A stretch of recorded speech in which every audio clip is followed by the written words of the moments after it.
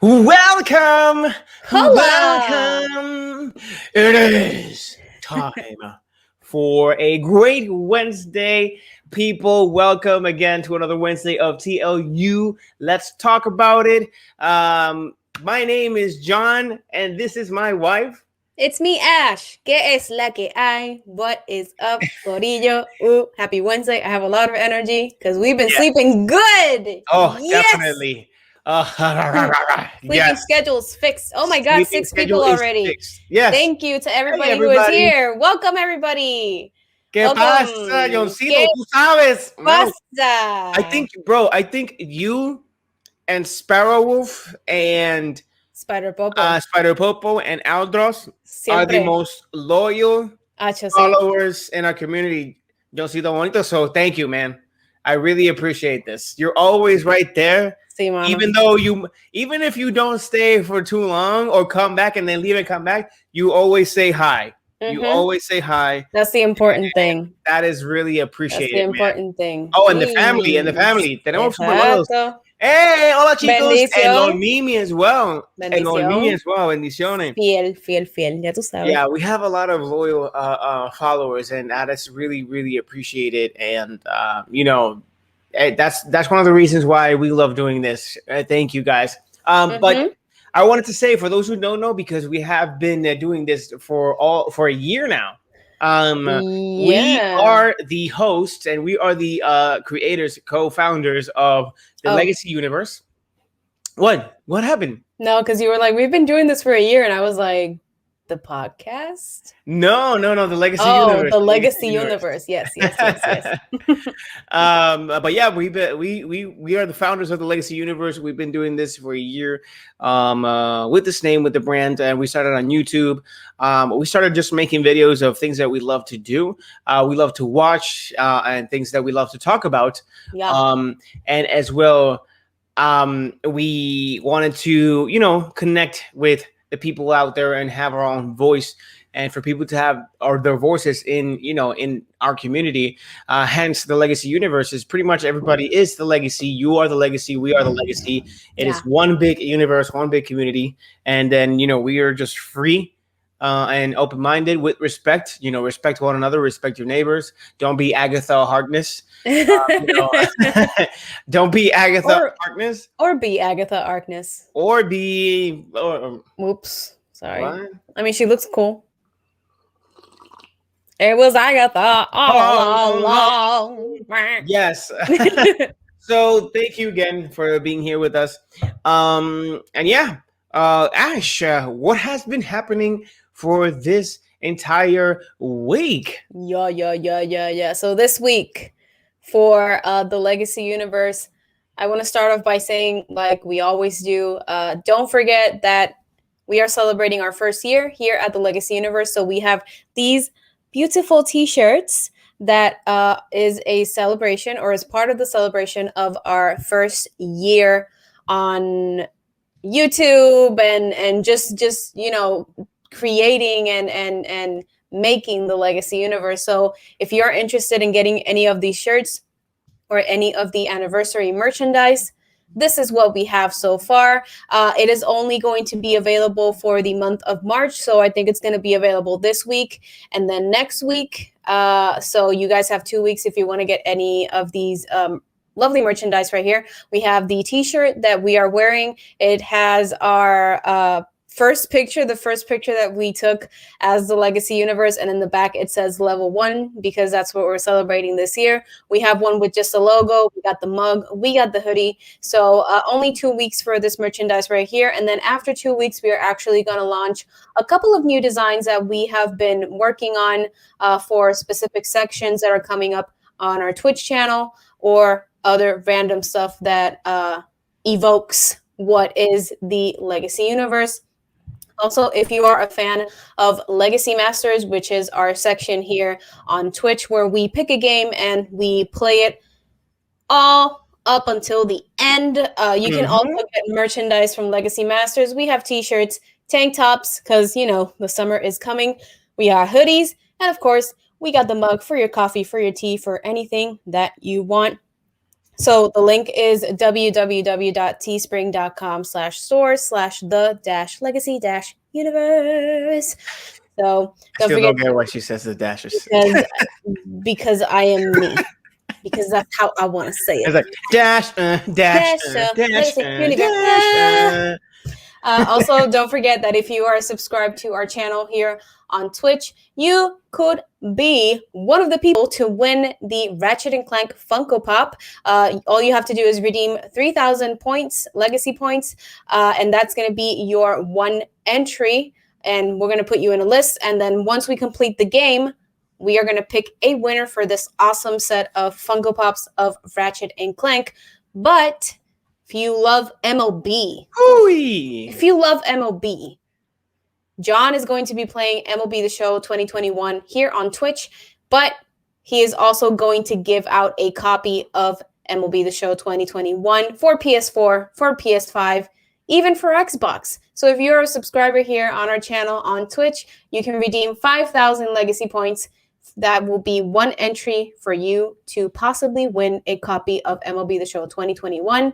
And related to that news, John launched a video this week on our YouTube channel because finally Roberto Clemente is going to be on MLB The Show 2021. It was about time. Ya era tiempo. Roberto Clemente is one of the most celebrated figures in Puerto Rico, not only because he was a great athlete, but also due to his charity work and just for paving the way for Latinos and Puerto Ricans to join MLB. So that's all that we got this week for the Legacy Universe. And now we're going to step into what is the show. We're going to do something a little bit different today. Right, John?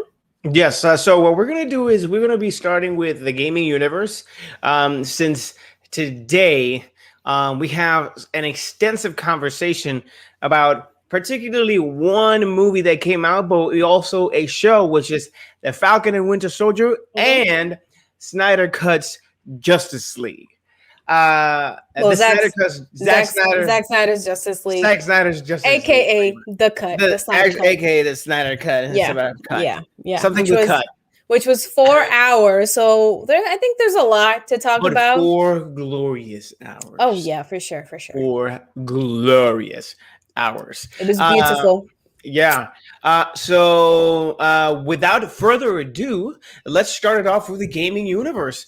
Now, this is actually a news that kind of like, what in the world? So it's Microsoft is turning into Disney, where they're trying to buy everything. Yep. And the news pretty much says it all right here. And it is reports claims Microsoft is in talks to acquire Discord for $10 billion.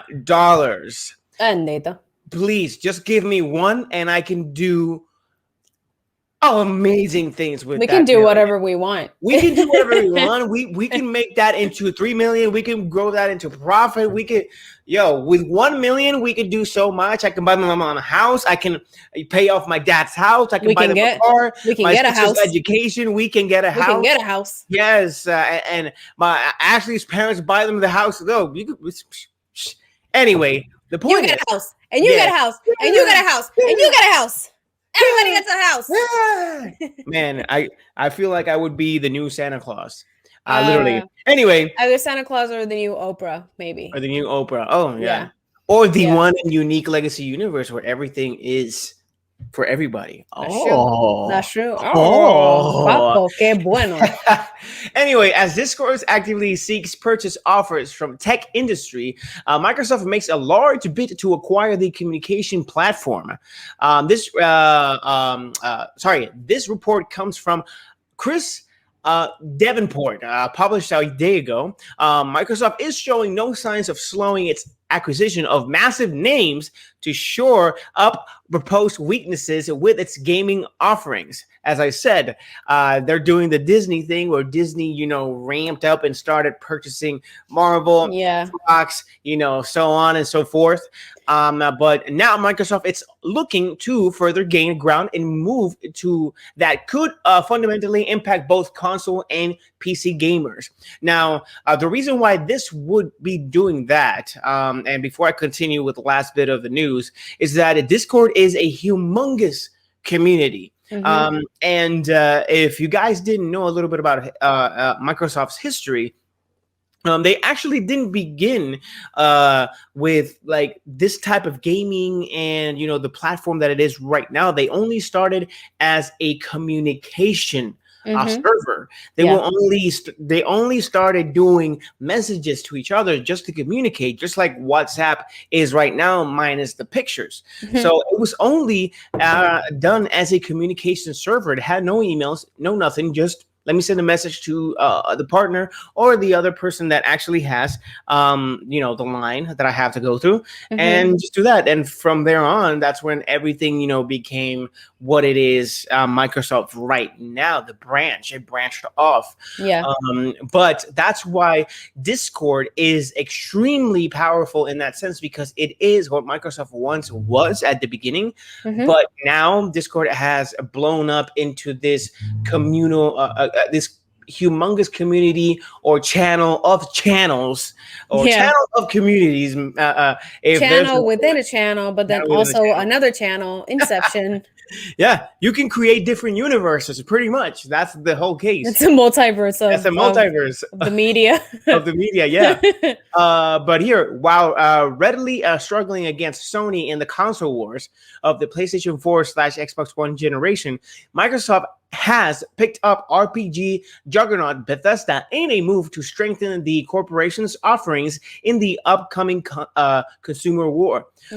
This came with Bethesda titles being offered in Xbox Game Pass, where gamers on both consoles and PC could play all titles, mostly since DLC, for a monthly subscription. Microsoft has stated that it is continuing to seek acquisitions to help bolster its strength for the modern generation of gaming and is maneuvering immediately for the next reported acquisition. What are your thoughts with this, Ash? Nice.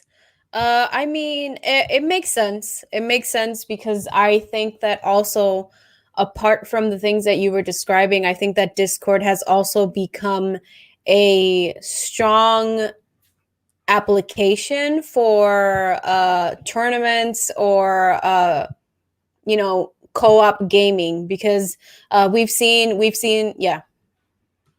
No, not you. Sorry. I was signaling Joncito Bonito. I was like, in a minute. Oh, okay. Sorry, not you. Sorry.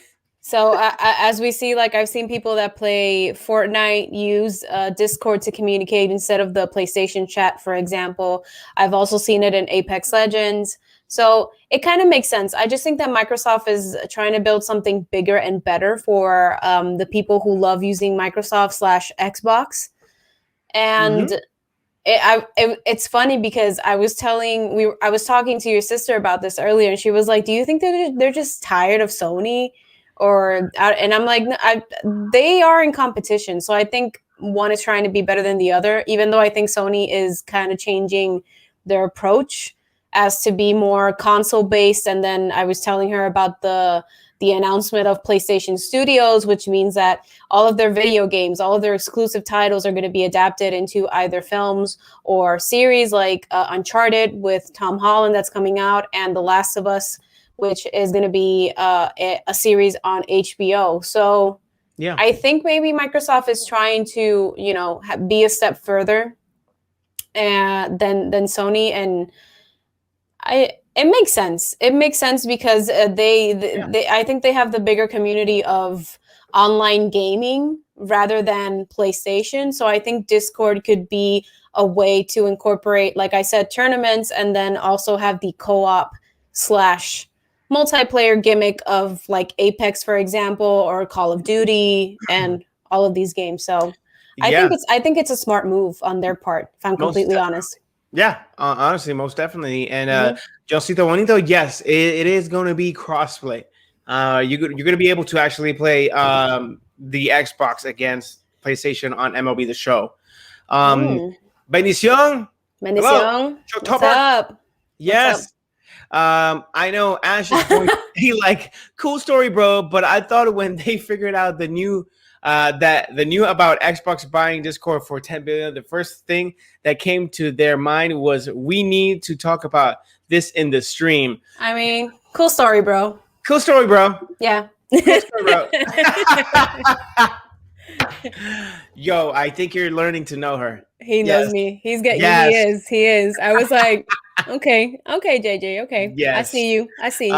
Shark Topper says, but lately Xbox have been having issues with their content, such as purchasing, chatting, and some games. Well, then maybe Discord is going to be the main platform for voice chatting in these games as an extension. Maybe. Yeah, I think that's one of the reasons why they are actually trying to purchase Discord, because it's already a like I said, communication software built, and you have no need to to polish it. What you could do with it is grow with it, make it grow. But I agree with Chuck Topper, because it actually has been an issue. I forgot to mention it, but yeah, I've heard that they've had issue even with the Game Pass. So yeah. This could be one of the reasons why they're actually trying to get there. And lo and behold, I think it's mostly because, Sony has always been very focused. Exactly. Like, Sony has always been very focused into what they're doing, knowing what they're doing.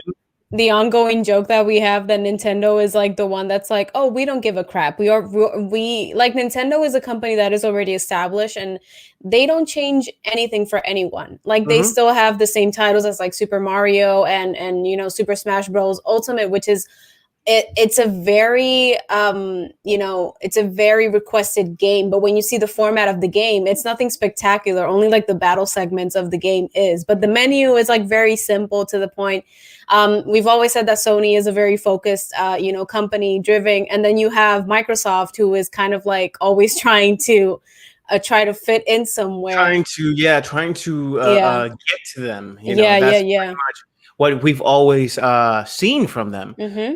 So they want to be ahead. They don't want to be behind again.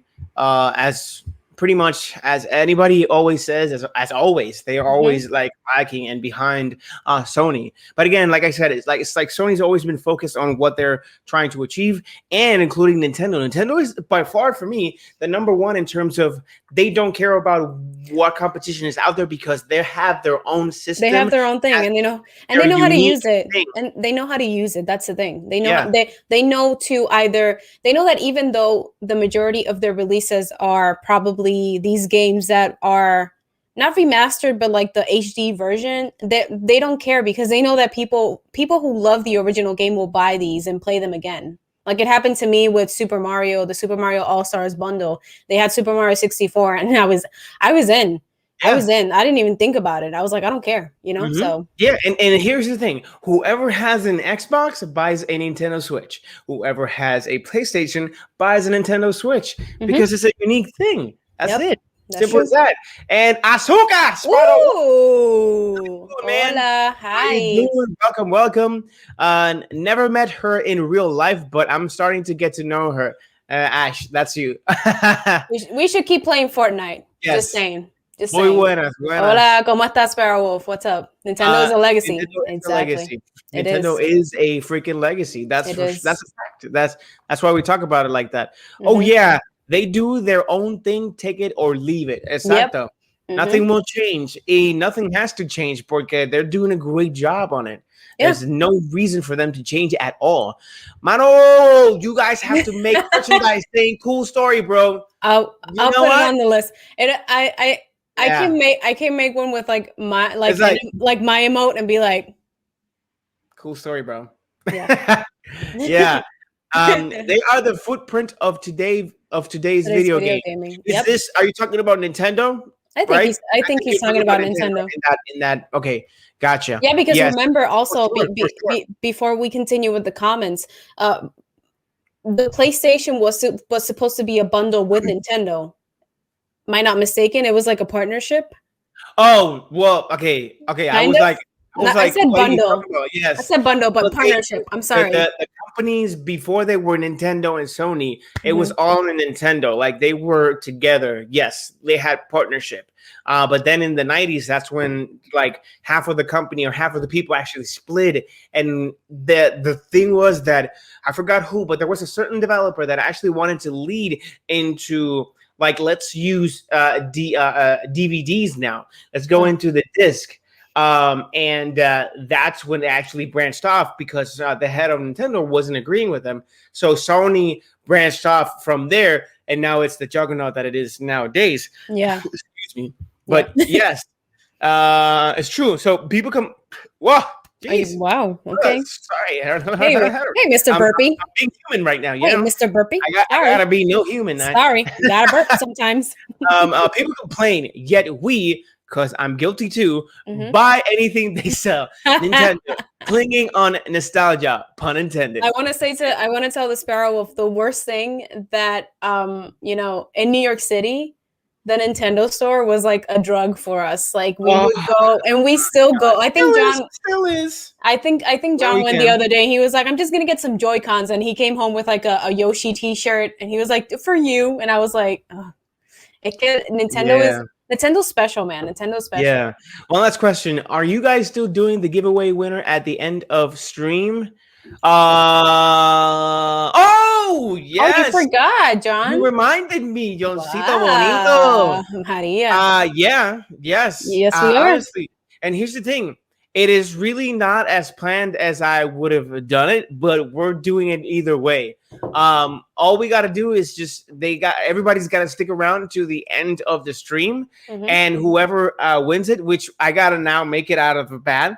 I got to do the ¿cómo se le dice? Sorteo, like the giveaway, the raffle. Is it? That's like a raffle, right? It's a raffle, yeah. Okay. I completely forgot. Oh yes, me too. Thank you for reminding me. Yeah, Joe's life stress. If Ashley doesn't put up the photos of MLB and Ratchet and Clank, I forget that we have a giveaway. We have a giveaway. That's why I always do the Legacy Universe section of what's up with the Legacy Universe. Yes, that's why she does that. That's why. Now you know. Don't forget Sega. Yeah. Oh my gosh. Sega. I was obsessed with I'm always mad because I tell John that there was a Sonic game that I was obsessed with in Sega, and I cannot find it on YouTube. Like I can find bits and pieces of the game, but I can never find the full game. And I think maybe it's been so long that maybe the memory, I've forgotten what it really looks like, and I'm just like, this is not the game, but it probably is. So yeah. I gotta get Elgato here. I'll get it in a second. Yeah. Anyway, describe it. What? Describe what? The giveaway? The giveaway is actually okay. So the giveaway is Elgato. I'm giving away Elgato HD 60. And you know what? Let me pick it up right now. A Shock Topper. Fine. Shock Topper just gifted a subscriber. Where did I put? Oh, the Sonic game. He's not talking about the giveaway. He's talking about the Sonic game. Oh, describe it. He's trying I'm gonna get back to you. Let me think about it. I'm gonna write you el párrafo. I'm gonna write you my description. A ver si tú me ayudas, Sparrow, but I'm definitely gonna contact you. But it's been frustrating me. And then there's another PlayStation game that I used to play on PlayStation 1 that it was about a family that you would battle, but I can't find it anywhere. And I have it in my mind, but I can never remember the name. Like my neighbor had it, and I would go to her house every day just to play the game. Yeah. And I can't remember it, so it happens, I guess. Okay. Anyway, yo no salgo de aquí. But yeah, Yeah, so that is it for our first news on gaming. Wow, you see, now we took a good time with this news. And for those who don't know, we actually started today with gaming universe. Movie universe is going to be the last one because there's a big talks that we're going to do, like longer conversations, and we're There's going to a be talking about doozy. The Snyder Cut came out finally. and Falcon and the Winter Soldier. We're going to be talking about them. Yeah. So yes. Yeah. Second news of the day with gaming universe is, oh my goodness, senior game designer for Cyberpunk 2077 quits CD Projekt Red. Wow. Now this is something that is now easily saying exactly what's going on in CD Projekt Red, the company, and it is a shame. It is a shame that, you know, these things are happening right now in CD Projekt Red, a company that was well known for, you know, the love and support that they would give their games. And honestly, the most popular game that they've had since Cyberpunk, but Cyberpunk is now one of the most popular because of its bad reputation. It was The Witcher. Yeah, it was The which Witcher. is a great game. A great game. The Witcher first, second, and especially third. It's a great game. I still haven't finished it, and I can't believe I'm saying this since this game came in 2015. But it's just that, you know, distractions and all that. But I'm still playing this game. I love this game. I mean, it's not a short game. Like, it's not a short game either. It takes like 200 and some forever. hours. Like I thought I had that time, but it's looks like hey, I don't. You want an open world game? Here you go. Here you go. Never ending. Oh my gosh. Yeah. Anyway, the news states Cyberpunk 2077 senior game designer quits.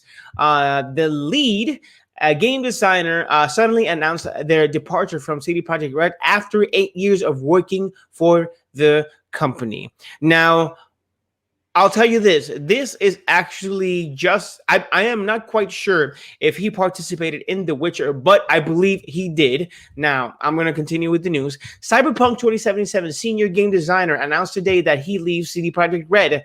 Andres Sawatsky joined the gaming studio 8 years ago and worked on The Witcher 3, The Wild Hunt, as a QA tester before he was promoted to lead Cyberpunk 2077 gameplay unit. The announcement arrived after a tumble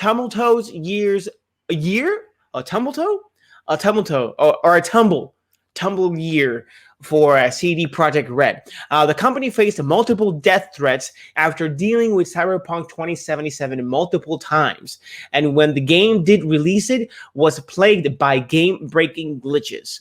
The game was buggy that players began to demand refunds, leading Sony to pull the title from the PlayStation Store, which it hasn't come back, where it still has yet to return.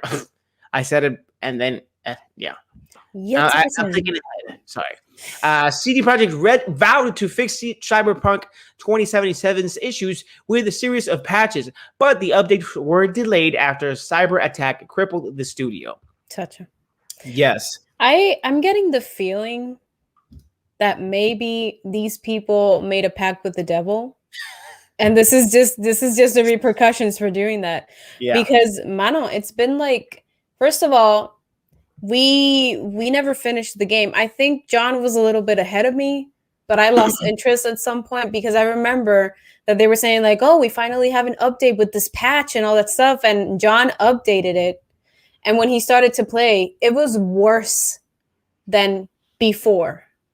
And the glitches before, like he couldn't make any calls and I remember he was talking to one of the characters and she was like, so will you do the mission? And John was like, well, if I know what the mission is, I would do it. Exactly. I'm like, yeah. What is the mission? And Did you give it to me? And I think that John, because Paola, his sister, had the game and, you know, we were playing with her account on that, but I think you deleted it, so we can't have it until they fix the whole situation. So I'm guessing we won't play Cyberpunk maybe until next year, or probably if they fix like the situations that are going on. But this smells like, you know. No, I'm not even touching that. Not interested. No thanks. Yeah, no, no, no, no, no, No, no, no, no, no, no, no, no, no. conmigo. No, no, no. But But yeah, it's a I don't know what's going on. I don't know. see, what? Here's what I gotta say, because the problem with this as well is that it's actually our. I'll include myself just to be humble about it, but Mhm.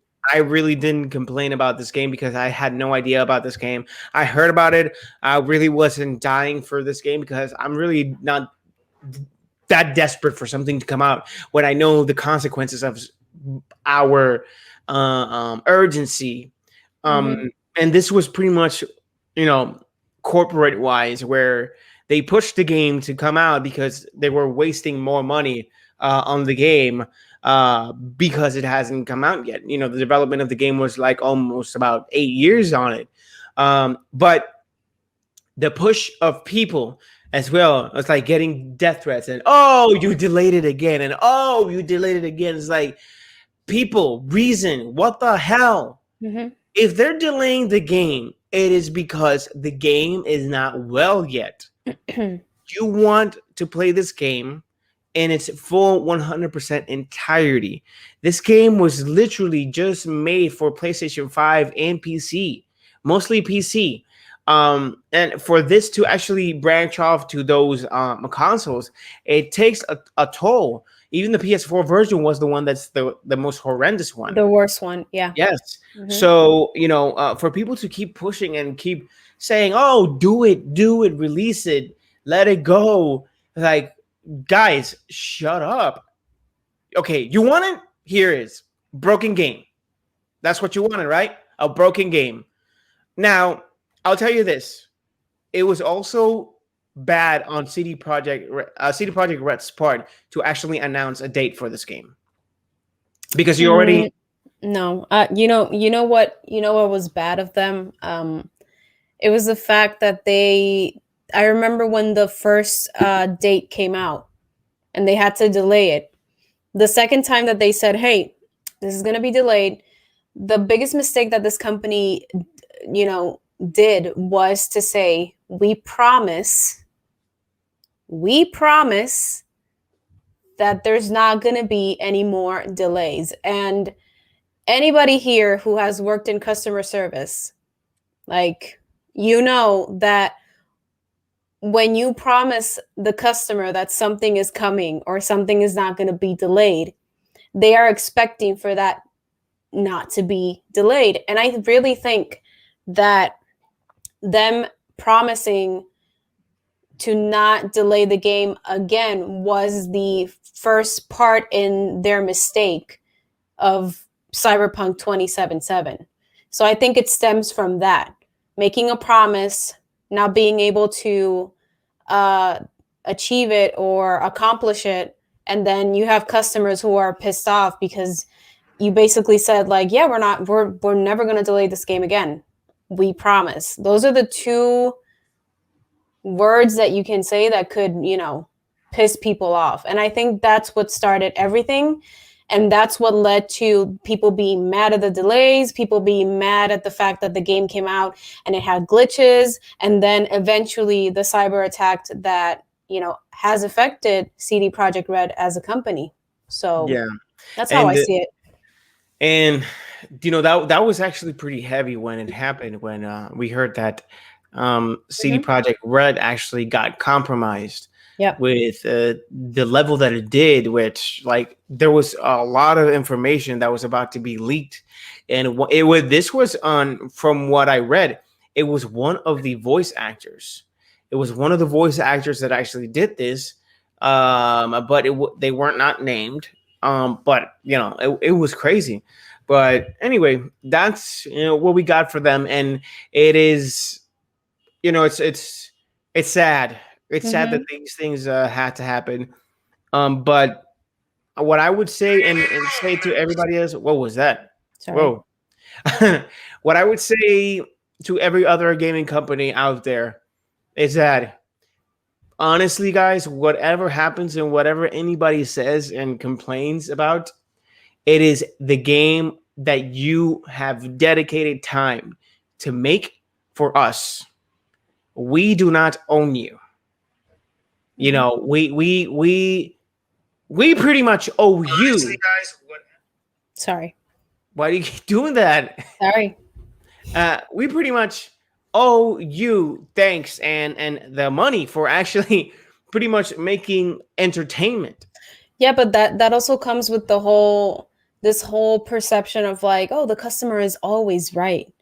Like it really has to get to a point where that needs to change. Like it's 2021. You know what I'm saying? And also this whole factor of like we have to please people all the time. I think that perception and that mindset has led us to where we are today, where if an actor says something that, you know, a certain group of people feel uncomfortable with, they can go to Twitter, they can cancel the actor, they can cancel the project, and then companies will bend over for the audience and will say, oh yeah, you know, maybe this is wrong, maybe this is what we're not supposed to do, but you know, let's just cancel it anyway because we have to keep people in mind. Yeah, there's not a lot of companies that have like the balls to be like, yeah, we don't care what you think, and it's gonna stay this way, and it is what it is, you know. So yeah, that's pretty much what it is. But whoa, what? So Chuck Topper has gifted a sub to Josito Bonito. I told you that earlier, silly Willy. Oh, you did? Yes, I did. Oh, well, it's just that I didn't see it. Anyway, thank you. Ooh, thank you. Whippa. Thank you. Thank you for that sub. Honestly, adding up to, you know, oh, I see what you did. You want to add more. That's why. That's fine. That's perfectly fine. Now you got to redeem the points. I gotta say that it's been interesting because ever since it was announced that Roberto Clemente was going to be in MLB The Show 2021, people have been going crazy. Like your whole family is just like, I need to get this game because he's going to be in it. So yeah, no. It's been fun. And here's this. I know another cool story, bro, is coming out, but I love the Mandalorian in the background. What? Thank you. Oh, there you go. My Mando. That doesn't get a cool story, bro. That gets an awesome story, bro. Because I love the Mandalorian. So en español, no está listo. Exacto. No se publica. No jodas más. And I under what in the same line that Sparrow Wolf is saying, I was gonna say that I think that companies now, like gaming companies, for example, they should say like, okay, so this game is based on the Suicide Squad and it's going to come out in 2022. That's it. Don't have a date, have the year. And then it'll be like, sorry, it was delayed to 2023. Yeah. And then all of a sudden you can catch people by surprise and say like, oh, it's 2023, so it's going to come out tomorrow or later this month. Literally, because when the game, if the game is going to come out, you should, I as a company personally, would announce it 3 months before the game is actually going to be released. Yeah. That's it. Because, you know, I don't know, this releasing, delaying, and, you know, people go crazy for it. I don't. It's not, I understand the purpose of delaying a game. I want a 100% or at least 95 to, you know, whatever above a percentage. I want that type of game to be like that. I don't want a broken game. And it's like we always say too, like good things take time. Like I was talking to your sister too about the Snyder Cut. Look at the Snyder Cut, but I was talking to your sister too about the Metal Gear movie. I think it's gonna be either 10 almost 10 years, and they just got somebody to play Solid Snake, which is gonna be Oscar Isaac. And I told your sister, she was like, "Oh yeah, it's taking forever," and I'm like, "Yeah, because Hideo Kojima doesn't want to put out a crappy adaptation." So for us, it's like, you know what? If we have to wait like 15 years to get a good Metal Gear Solid film or franchise, whatever. Yeah, the script was taking a very long time to develop because this is something extremely beloved by the gaming community. And he's also doing, I think he's also doing Death Stranding. Yeah. So and that's probably going to take even longer than not even longer, but you know what I mean. He's not. It is what it is. Like, For sure. Now I wanted to do this because we're not we're not using right now OBS because usually on Wednesdays we use StreamYards where we could actually have this conversation and it's easier for us to maneuver. Yep.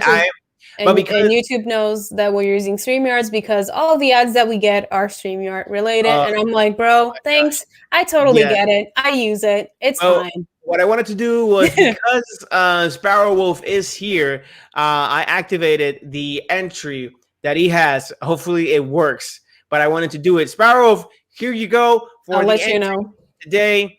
Let me know, and we're gonna play this. Hopefully it works. Oh, okay. Works fine. Let's see. Yeah, it's right there. Oh my gosh. Let's see. Here we go. In 3, 2, 1.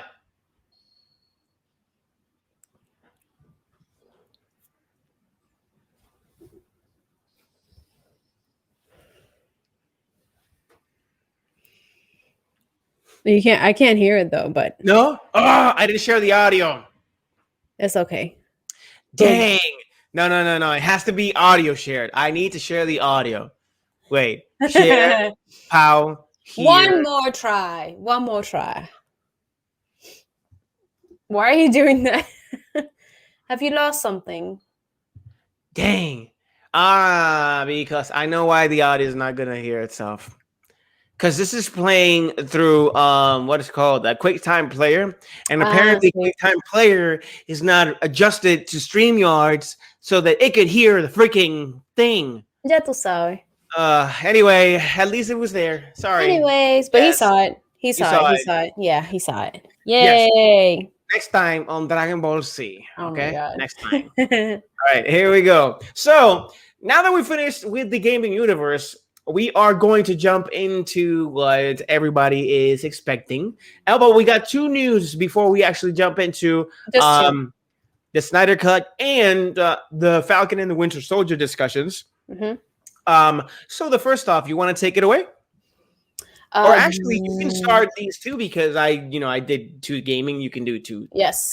So the first one that we have for the movie/TV universe is that Mike Tyson's biographical film is going to become a miniseries with Jamie Foxx. I'm going to show you guys the picture. I was joking with John. I was like, wow, they don't look alike at all. So here you go.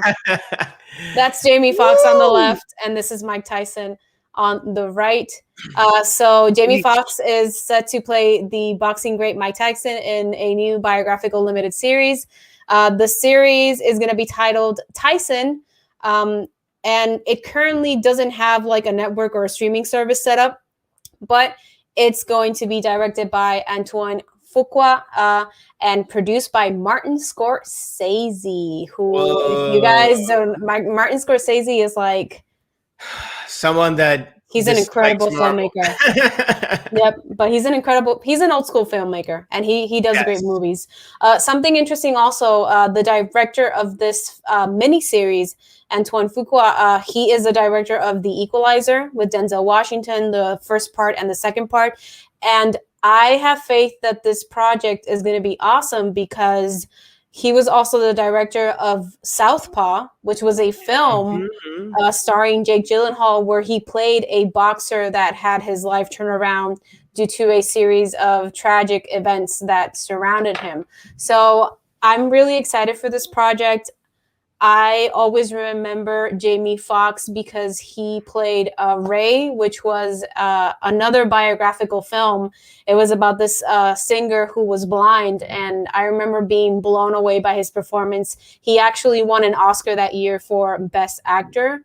And again, I was joking, but they really do look alike. So I saw a picture of Jamie Foxx who, I was going to say that too.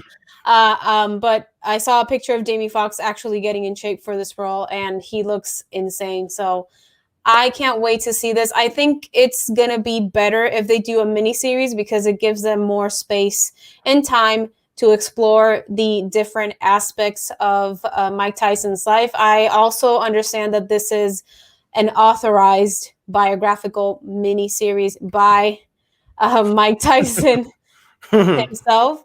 What I'm interested in knowing is now that my mom mentioned the whole ear thing, are they actually, since it's authorized by Mike Tyson, are they actually going to talk about his cases?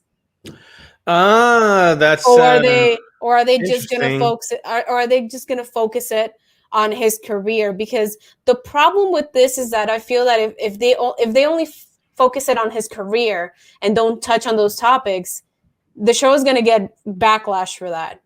Because he's had, I think, 2 or 3 cases with women, like problems with women, that he's bitten off ears, he slapped women, and I think it's going to get a lot of backlash if they don't delve into that.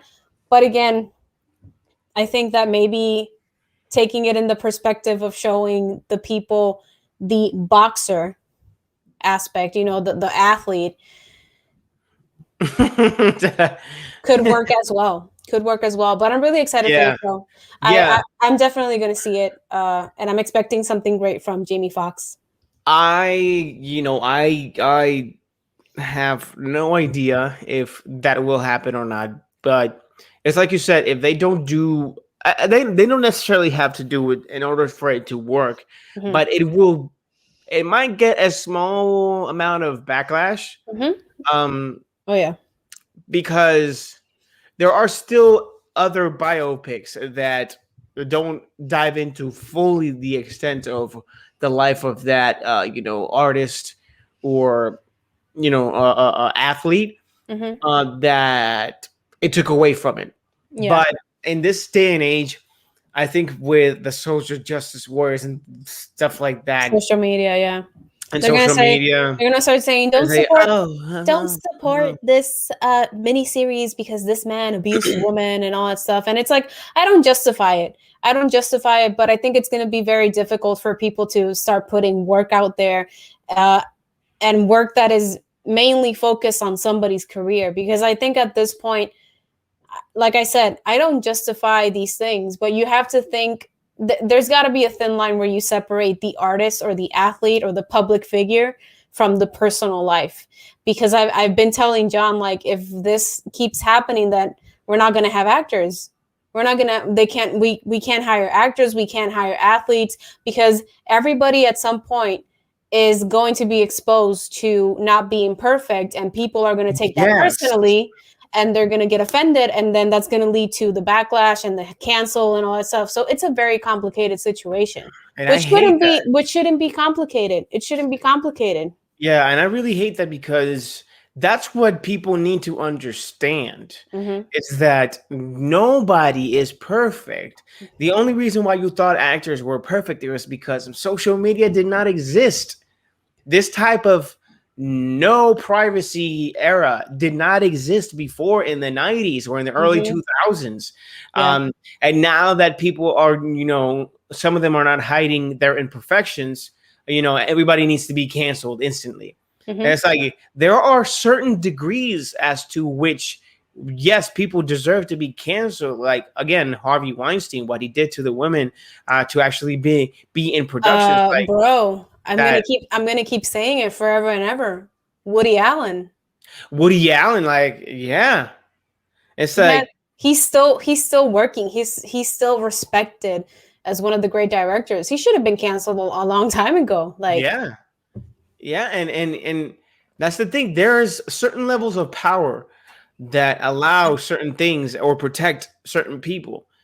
So you can't have it like, oh, one yes and one no. It's a one or the other. You need to be right or you need to be wrong. mm-hmm. The in between thing with these things is like, no, where because where do we stop? Like, where does it end? Yeah.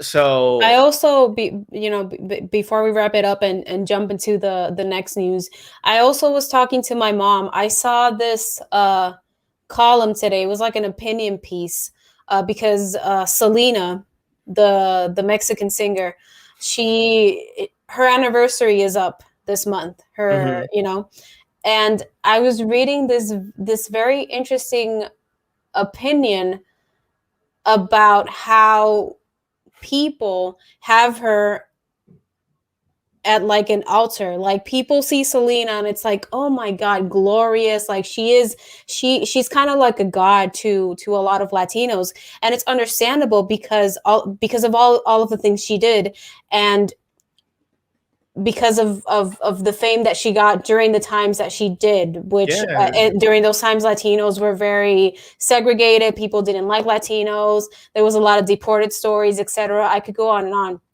But something interesting. And she broke through all that. Yeah, but something interesting that this person proposes in this article is the fact that possibly people have her in this like glory and godlike praise because she never got to make any mistakes in her career. Think about it. She was only 23 when she passed away.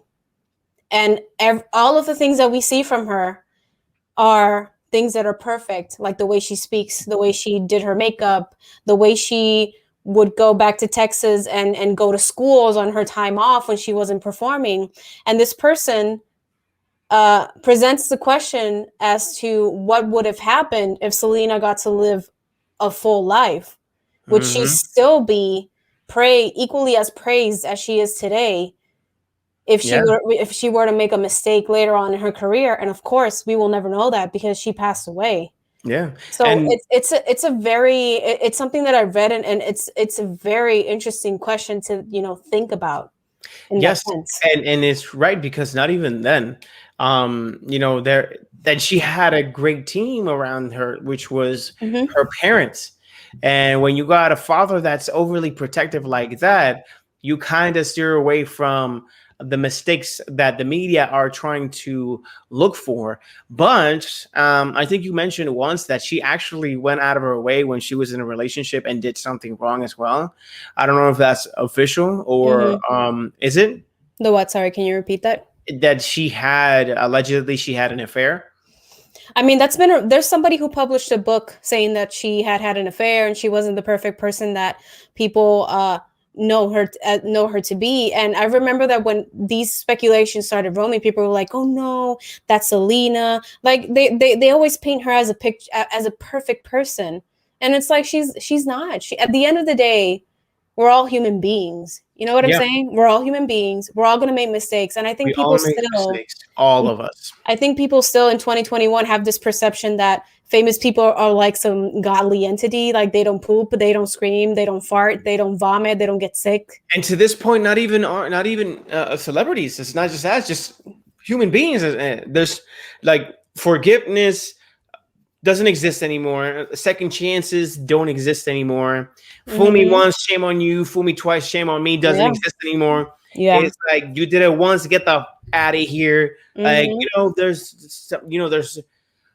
there's also honesty within I am sorry, or I made a mistake. I'm going to change. Yeah, give room to those things. Exactly. But also at the same time, there is a certain degree to where you don't forgive a person for their mistakes, but you can move on from them. Exactly. Move on. That's the point. Move on.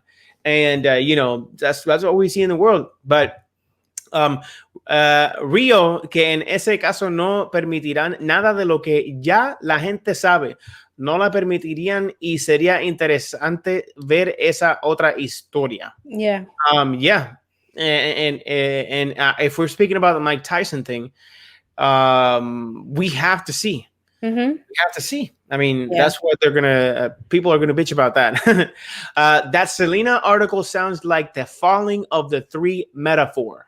The tree metaphor. The falling of the tree metaphor. Yes. I haven't heard about that metaphor. What is the tree metaphor? Oh, if a tree falls down in a forest and no one is in hearing distance, does it make a sound when it hits the ground? I like that. That's so effing true, man. I freaking love that. That is true. That is so true. If nobody knows about the mistakes somebody makes, did they make a mistake? Yeah. Yes. Yeah. That is exactly right. Eso se ha comentado también, John. Yeah. So, anywho, This is a very interesting topics that we're talking Yeah, about today. yeah.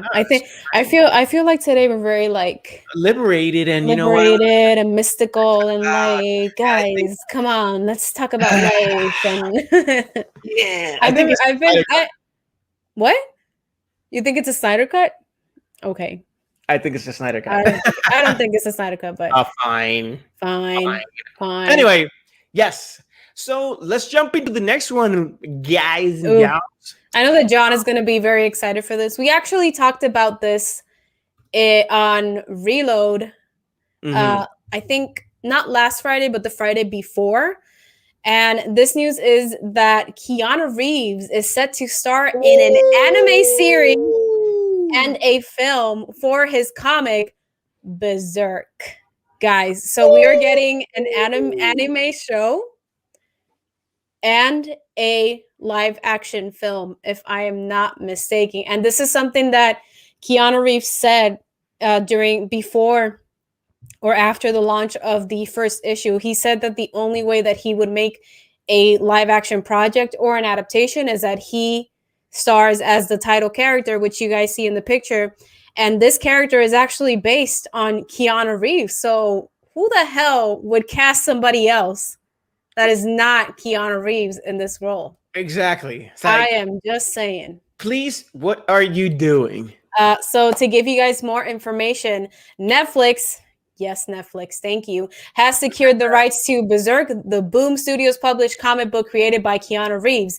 Reeves will produce and star in the screen adaptations, which will start with the story getting the feature treatment, followed by an anime spin-off series. Berserk is based on an original idea by Reeves and is co-written by the John Wick star and New York Times bestseller writer Mac Kind and illustrated by Marvel artist Ron Garney with colors by Bill Captree, letters by Clem Robbins, and character designs and covers by Rafael Grampa.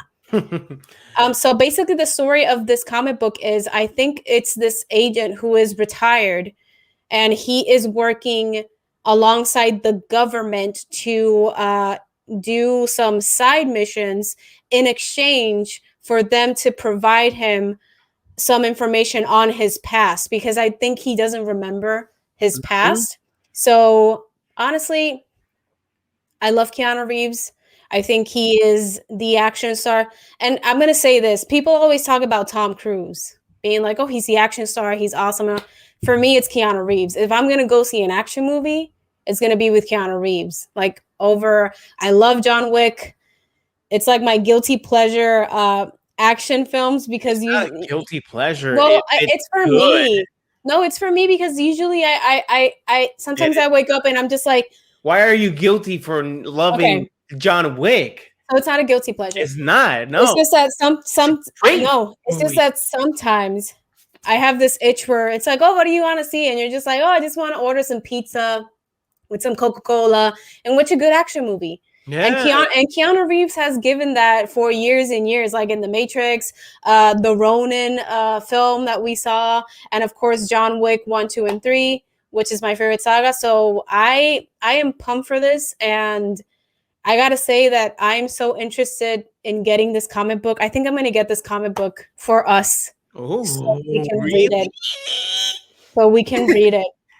Yes, we can read it. I can't wait to see this live action. I think it's going to be so badass. And if it's from the mind of Keanu and he's still behind everything in the Netflix show, then it's promising. He should. It's promising. But let me read some comments here before I have my opinions on this. But it says, this is from the other. It's supposed to make a sound, but the question behind the question is the metaphor. In the metaphor is, would we then assume the tree did sound when it hit the ground without being a certain? That's the question. Okay. That is the question. Let's go. De calle para verlo. Yes, of course. My mom loves John Wick. Like, it's John Wick. My mom was the one like, when you gonna see the third part? Pónganse pa su número. Oye, que by the way, I don't know if we told you, Mami, pero we already saw the third part with Halle Berry. We finally saw it. So, ya estamos al día. Yeah. And aquí dice, no me encanta el nombre porque Berserk ya existe, manga / anime. Yeah. And, oh my God, it's so good, Pero esto es de Keanu, so he can do lo que quiera. Exactly. I was gonna say that the Berserk And he thing. looks like Wolverine. He looks like the cousin of Wolverine, honestly. I was gonna say, you know who this character looks Look like at as that. well? No, you know who he looks like as well? What? Carl Urban. Carl Urban. Oh, I Who see it. he plays Billy Butcher in The Boys, and he's been in he's that actor that you've seen in all the movies, but you can't remember his name. Yes, That's and who Carl Urban is. And he's a great actor. Of course he is. Great actor. But I was gonna say that now that Sparrow Wolf, mentions this comment about the name, this reminds me of when, and this is gonna be like a thing of my reggaeton knowledge. My reggaeton knowledge. I remember that when Rakim and Y came out. Rakim had to change his name from Rakim to RKM because there was a singer in the United States that was named Rakim too. So that's why Rakim and Y changed to RKM and Kem Y. Okay. That's just me being nerdy, but I'm thinking about this because it's the manga / anime. Yo soy la Yal. Eso yo lo acepto. I don't care. Like, whatever. Because Berserk is the name of the manga / anime, but then Keanu Reeves says like it's pronounced Berserk, but it's spelled BRZRKR. Just to not get you confused. So yeah, Berserk. It's complicated because again, when I actually saw Berserk, I immediately thought of Wolverine. So it's like, because he's the Berserker, like Berserker Barrage and all the attacks that they're used in like the comics and even in the games. That's Berserker Barrage. You know, he does it like that. So, but he's a Berserker. Yeah. But yeah, como solo él sabe hacerlo. Yes, course. Exactly. Good girl. Yeah, long time ago. Chacha. Yeah. Mis tiempos de Yaleo todavía están ahí. Todavía perrea, pero, o sea, mira, escondía. Yo escucho reggaetón cuando limpio y cuando cocino. Y la comida me queda, y preguntar a John. Por eso. La comida queda, mira. If the food is good, continue doing it. Mira, like, if the food is good, es que estaba perreando, ¿ok? If the food is good, estaba perreando. Es que estaba perreando, así que nada. But that's gonna be all for the. Eso sí, ponemos a Berserk Guts y versus Berserk Rip Keanu. Pues, I gotta check this. I gotta read about this Berserk. Yeah. I think it would be interesting if at some point they reach an agreement. They're like, hey, maybe we can do like a thing where you guys can meet at some point, like a multiverse type of thing. No sé porque I don't know about the show per se. So, but yeah. That's going to be all for the movie / TV universe. We've had interesting conversations, but now we're going to leave the best. The best for last. So we're going to dive into our review of episode 1 of Falcon and the Winter Soldier. And then we are going to talk. Ashni Calabando be like, culantro. You guys have no idea if this apartment would have like cameras all around. I would look insane because I don't put music loud. I put them in my headphones with my Bluetooth headphones, and then I'm just like perreo. Pégate, te voy a darte habichuela. But yeah, guys, so we're gonna move to like the big topics of this week. First, we're gonna talk about episode 1 of Falcon and the Winter Soldier, and then we have the spotlight of the week, which is Zack Snyder's Justice League, which was 4 hours, and we're gonna talk a lot about these two topics. So if you guys have seen Falcon and the Winter Soldier episode 1, or if you've seen the if you have seen the Justice League. Hey, come and join the conversation. But let's start. You can start with You can start with Falcon. I'm going to start. Of course, I'm going to start with this.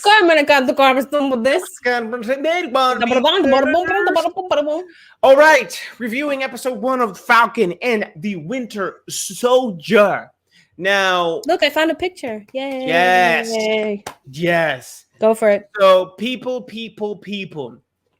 I really want to know what you thought about this episode, but for me, Falcon and the Winter Soldier already is going 2 thumbs up.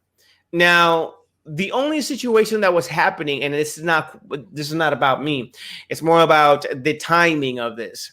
The first episode of the Falcon and the Winter Soldier came around the same time that the Snyder Cut was being released. And the Snyder Cut actually came on a Thursday. Winter Soldier came out on a Friday. And, it was here and there, but we were looking at reports where it said the Snyder Cut will overshadow at least the first episode of the Falcon and the Winter Soldier. No, it did overshadow it. Yes, because people kind of forgot about it because of the anticipation of the Snyder Cut. But with that being said, I didn't forget about it. I watched it on Friday when it came out. We watched it on Friday when it came out. And in my opinion, I believe this to be a great entry to this new series because opposite to WandaVision, this one is more focused into the civil and to the civilization and the civil aspect of what's going on in the world since the blip happened, which in this case, for our knowledge, is the snap of Thanos. And it is reality. It is very attached to our reality in terms of the social problems, the problems that we have to deal with the government in terms of our pay stubs, psychological aspect with PTSD, loans, losing houses, working hard and trying to make the money for you to put food in the fridge for you and your family, and how the government, abandons you at a certain point and to a certain degree, and even betrays one's heroes and us as even civilians that do our good due diligence, but I want to talk about the characters real quick. Before I actually jumps in, because I don't want to take too much of her thoughts. First off, I love these two. These two have separate stories, of course, and I am very attached with both of them. Whoever is a military man can actually feel even more attached to it as well. In this case, in the chat, if he's still there, Shock Topper is a military man, is a veteran. And Falcon, starting off with Falcon still works for the military. And you see on a scene where, the first scene of the entire episode is him flying, doing a mission, trying to rescue a fellow soldier that's being kidnapped because they're trying to gather some information from him. And we enter with a freaking amazing action sequence. Him flying around, and there I remember there was one moment where I even anticipated exactly what was going to happen, and I told Ash, and Ash was like, "John, stop spoiling my action, please." Yeah, because he told me, now he's gonna do this, and then he's gonna do a twirl, and then he's gonna go into the plane and take the person out, and then the plane's gonna blow up, and that's exactly what happened. And I was like, yes, yeah, but I'm just giving like a general example. And I was just like, come on, guy, like the maneuver made sense when it happened. Because there was this moment right there where he was flying. If you haven't watched it, I'm sorry. You should have watched it. It's Wednesday and it was Friday. The helicopter was flying, and then they kept on moving him from helicopter to helicopter. They kept on jumping and leaping and jumping and leaping. And it was like, it looked like I was watching a Tom Cruise movie from all the action that was happening, but it was great.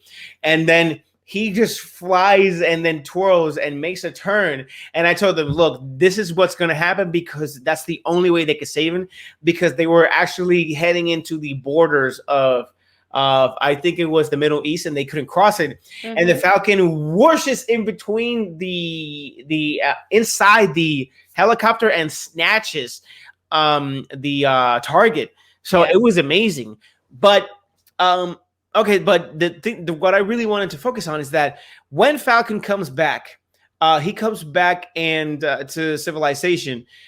He is dealing with one, his disappearance, two, his family, lost pretty much their homes when they came back of after 5 years of not being back on Earth.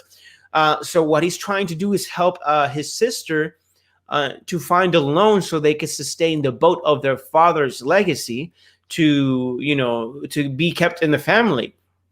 But when he's in the bank, um, the person in the bank just, it's amazing because he thought he could use the trump card of I'm an Avenger, you can Yeah. help me, right, and all that, and it did not work. So the question alongside it was like, hey, did like Stark help you with giving you money or something? Were you getting paid for doing your Avengers job and all that? Mhm. And it actually hit me. And it's like, whoa, like they literally did not get paid for any of this. The only thing that they had was a home. But then when they disbanded, like he didn't have any savings. Mhm. He disappeared for 5 years. That was one thing. So like all that money went probably away. He didn't have any heirs to it. So it was kind of like, wow, did Tony really didn't help out in that sense? Yeah, which we were having like an interesting conversation on Friday with Angelo from Cine PR about the fact that that possibly might not dehumanize, but it's kind of a reminder that even though Tony Stark did all of these things and he worked with the Avengers, in the end, I think when he came to realize that he cared for other people, it was a little bit too late, which was in Endgame. And Yeah. this was at the point where he, was married. He was with Pepper. They got married. They had a kid, and he knew a different kind of love, and that's what actually brought him back to join the Avengers and save Peter Parker, because that was his main mission, because Peter Parker was technically, in a way, his first son without him knowing it. Yeah. So I think it was something, after we had that conversation, it's something interesting to think about, and whether or not they're going to address that in upcoming episodes, because compared to WandaVision, Falcon and the Winter Soldier is only 6 episodes. So it's a fairly short series. And we don't know if there's going to be a continuation to that, or if it's going to be attached to maybe Black Widow in some way, shape, or form. That finally it's coming out on July 9th in theaters and Disney Plus simultaneously. Yeah. So that's an interesting aspect of the show that kind of ties it in well with what happened in Civil War. The whole, Iron Man versus Captain America dynamic. So Yeah, and it literally just didn't work. It didn't work for Falcon. And he was saying like, "Hey, can I get a picture after this?" And it's like, "Are you serious, bro?" And he literally said, "It's like it." I mean, I would too, bro. Yeah, it's shocking. And I don't want to make this comparison because we haven't talked about it yet. I mean, I'm gonna do it anyway.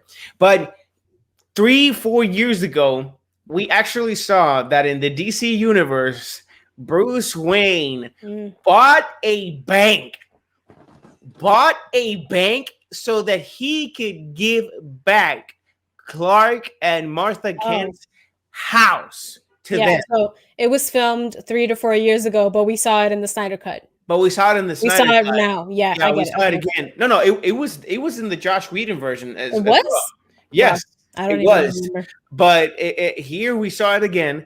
But when we see Falcon and the Winter Soldier, Tony Stark, another billionaire, could not buy a house for these people. Did not make a savings account for them for I don't know, it's like saving people. Captain America had it just because he was Captain America. And if we think about it, he was also one of the people that was still alive when the snap happened.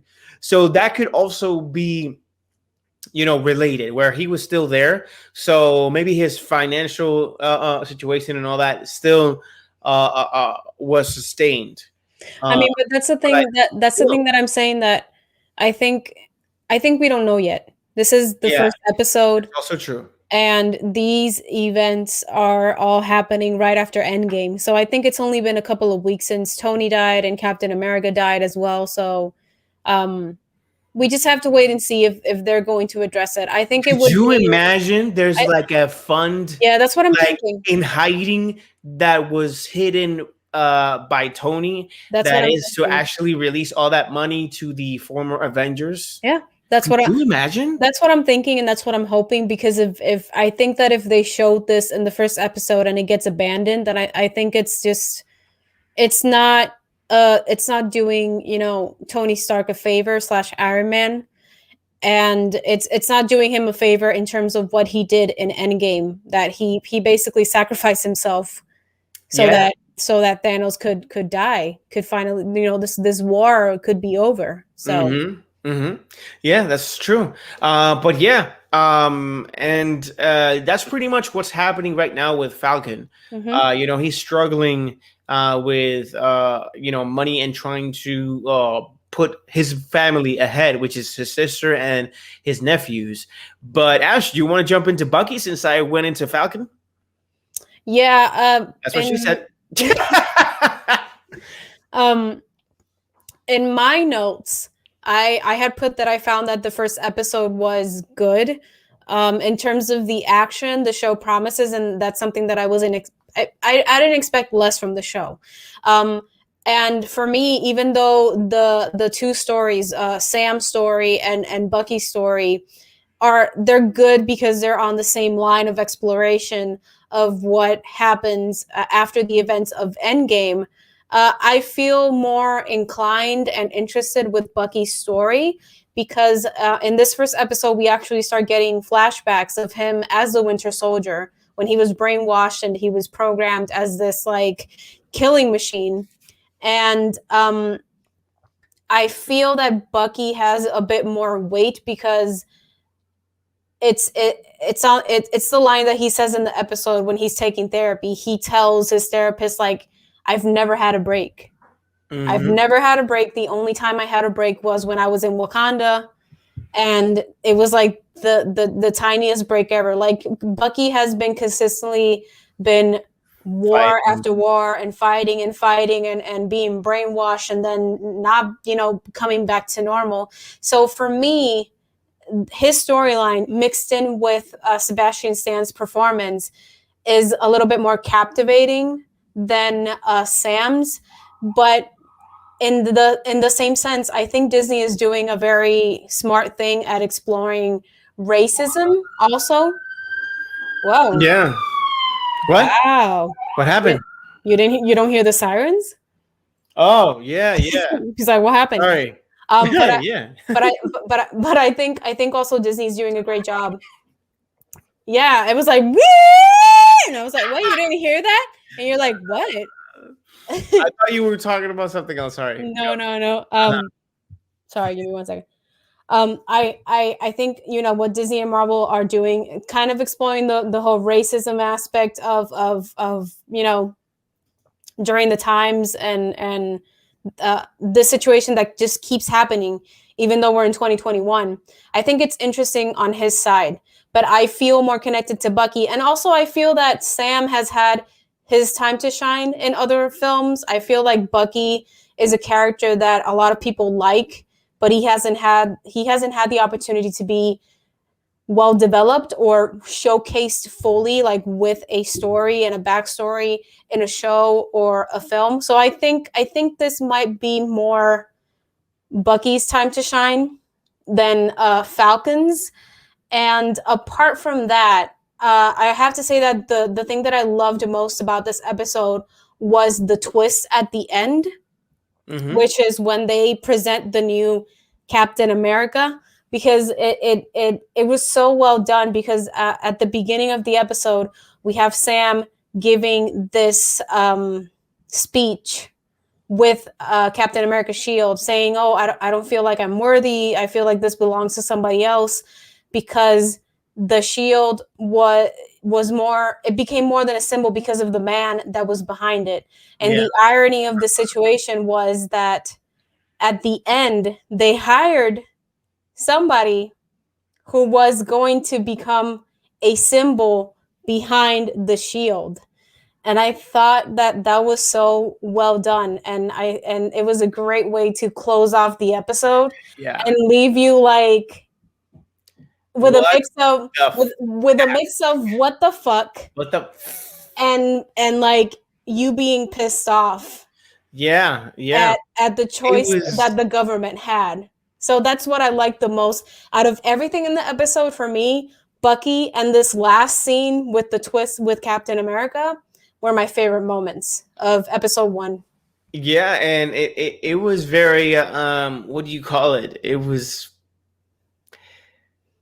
enraging because as a person, you watch, we all knew that this was going to happen Mm-hmm. because it was part of the information that was given before Bucky and the Winter Soldier. I mean, Bucky.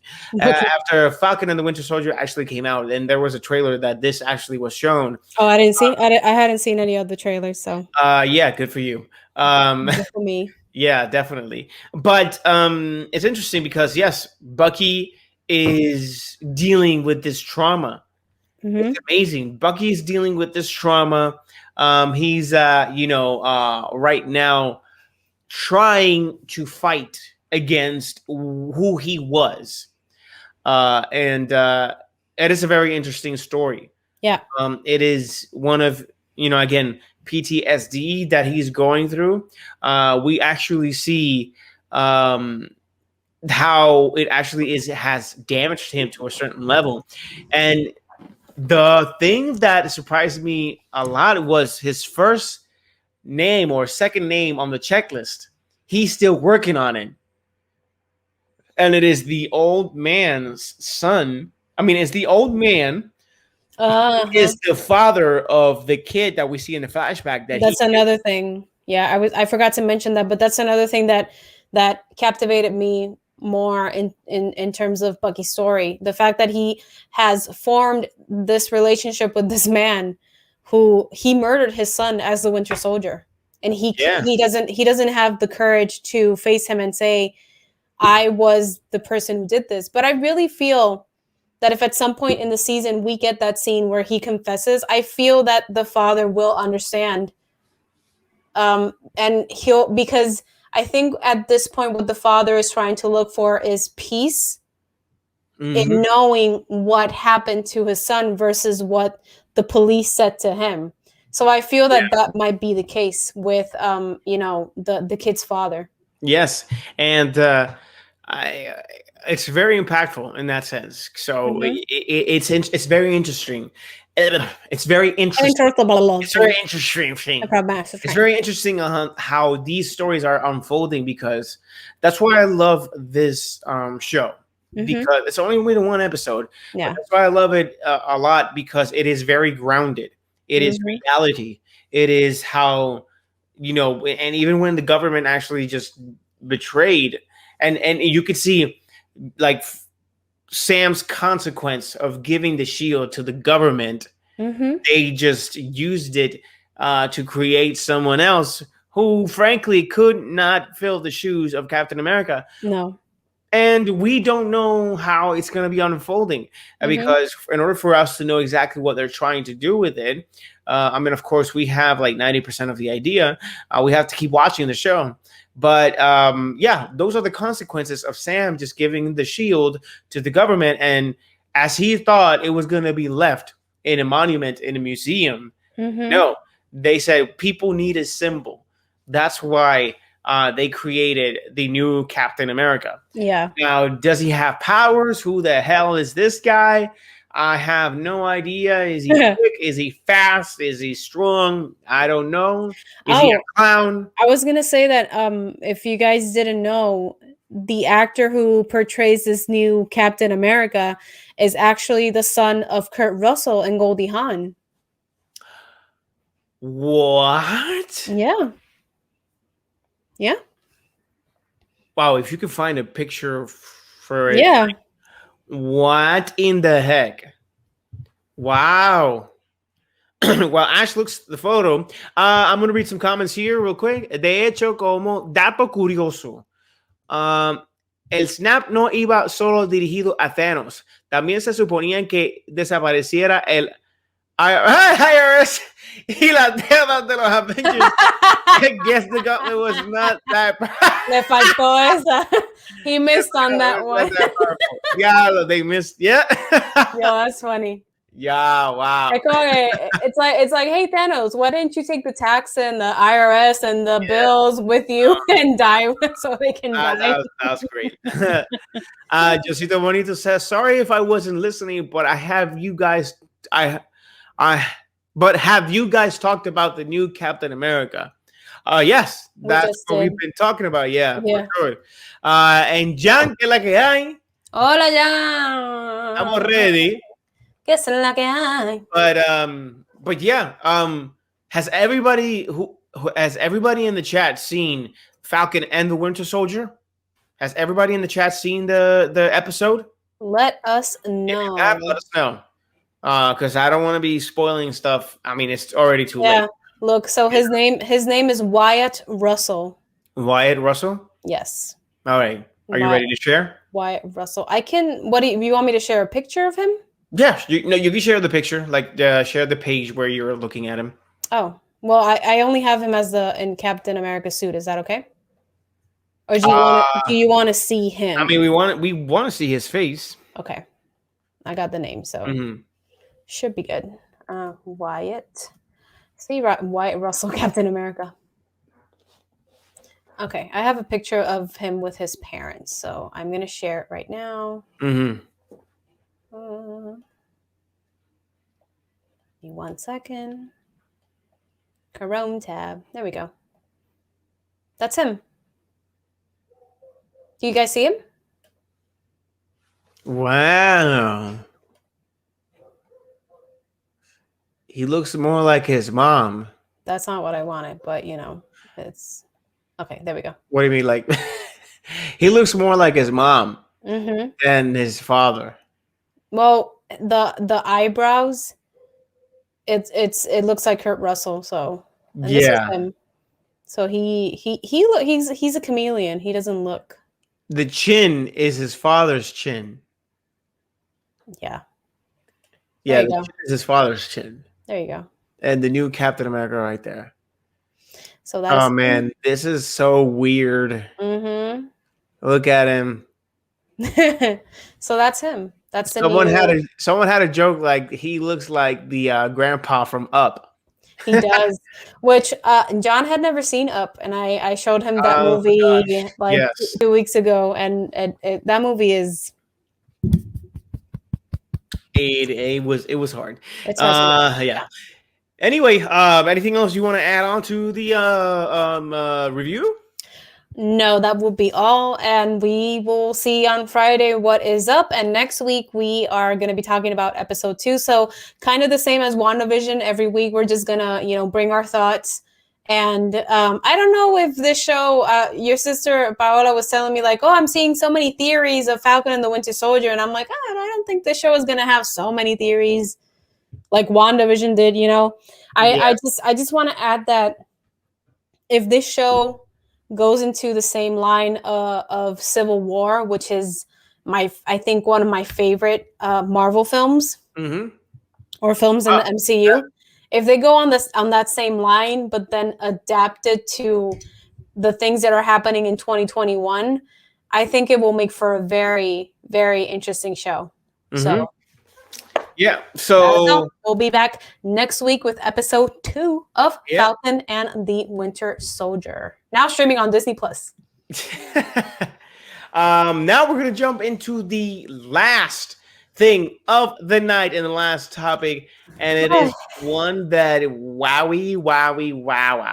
I have my notes. Look at that. I don't know if you guys can see it, but oh wow. See. Okay, so I'll let you start because you have like a humongous I have like my general thoughts of the Snyder Cut. and then if you want to like do some spoilers, the giveaway dice Johncito Bonito. After we talk about the Snyder Cut. Hello, Yeah. patience. It's at the end. At the end. The end. Yeah. So let's jump into our. Honestly, I don't know who's in the who aside from Johncito Bonito. There's he said just a reminder. Okay. Aside from Johncito Bonito, there's the Sparrow Wolf. Mm-hmm. And mommy, my mom. Yes, like where was it that I could see who has been connected? Bueno, it's not gonna tell you right now. Pero Jan is here, JJ, mommy, Tío Juan, y the Sparrow Wolf. So actively. Yep. Okay, so that's not always accurate. That's the thing. Okay. So in the giveaway, always el potro. At the very end, when I say it, whoever wants to participate in the giveaway and just like the scribble and the raffle, just write your name when I'm about to do it, and I'm gonna start writing them down. If you want to participate, if it's within the people that I already know that want this, I'm just gonna give it to them. That's pretty much what I'm going to do. Mm-hmm. Because there's no point on having it like to throw in like that if there's not different people that really want it or not.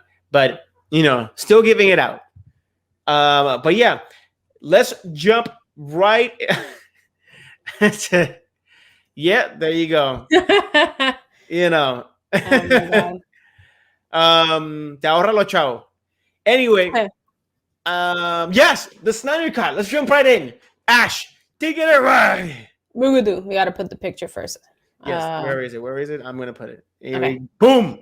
Okay, so here are my thoughts on the Snyder Cut. This is my general review. For me, gosh, visually, this movie is a unique experience. And I have to say that I love the fact that this is a movie that presents a story and characters with a purpose.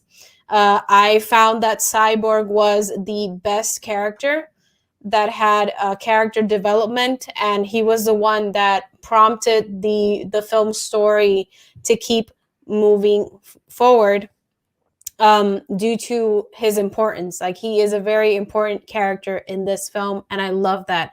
I love that Snyder focused on him and the Flash per se, because we kind of already know the backstories of Batman, Wonder Woman, Superman, and Aquaman, even if it's because of old movies or because of their solo films. Like Aquaman has his own solo film that gives you a backstory on his journey to becoming the superhero that we know.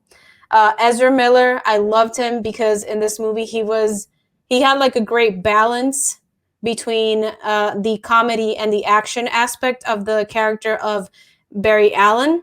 And in this film, I feel that it works a little bit better than in the Joss Whedon cut, aka Justice League.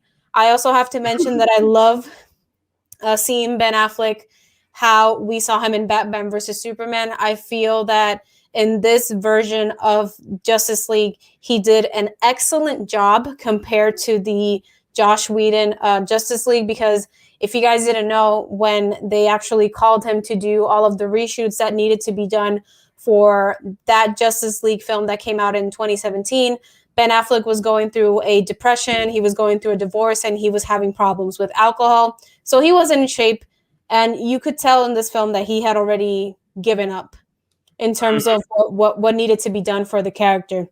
The Joker is in this film. For me, the Joker was hyped way too much.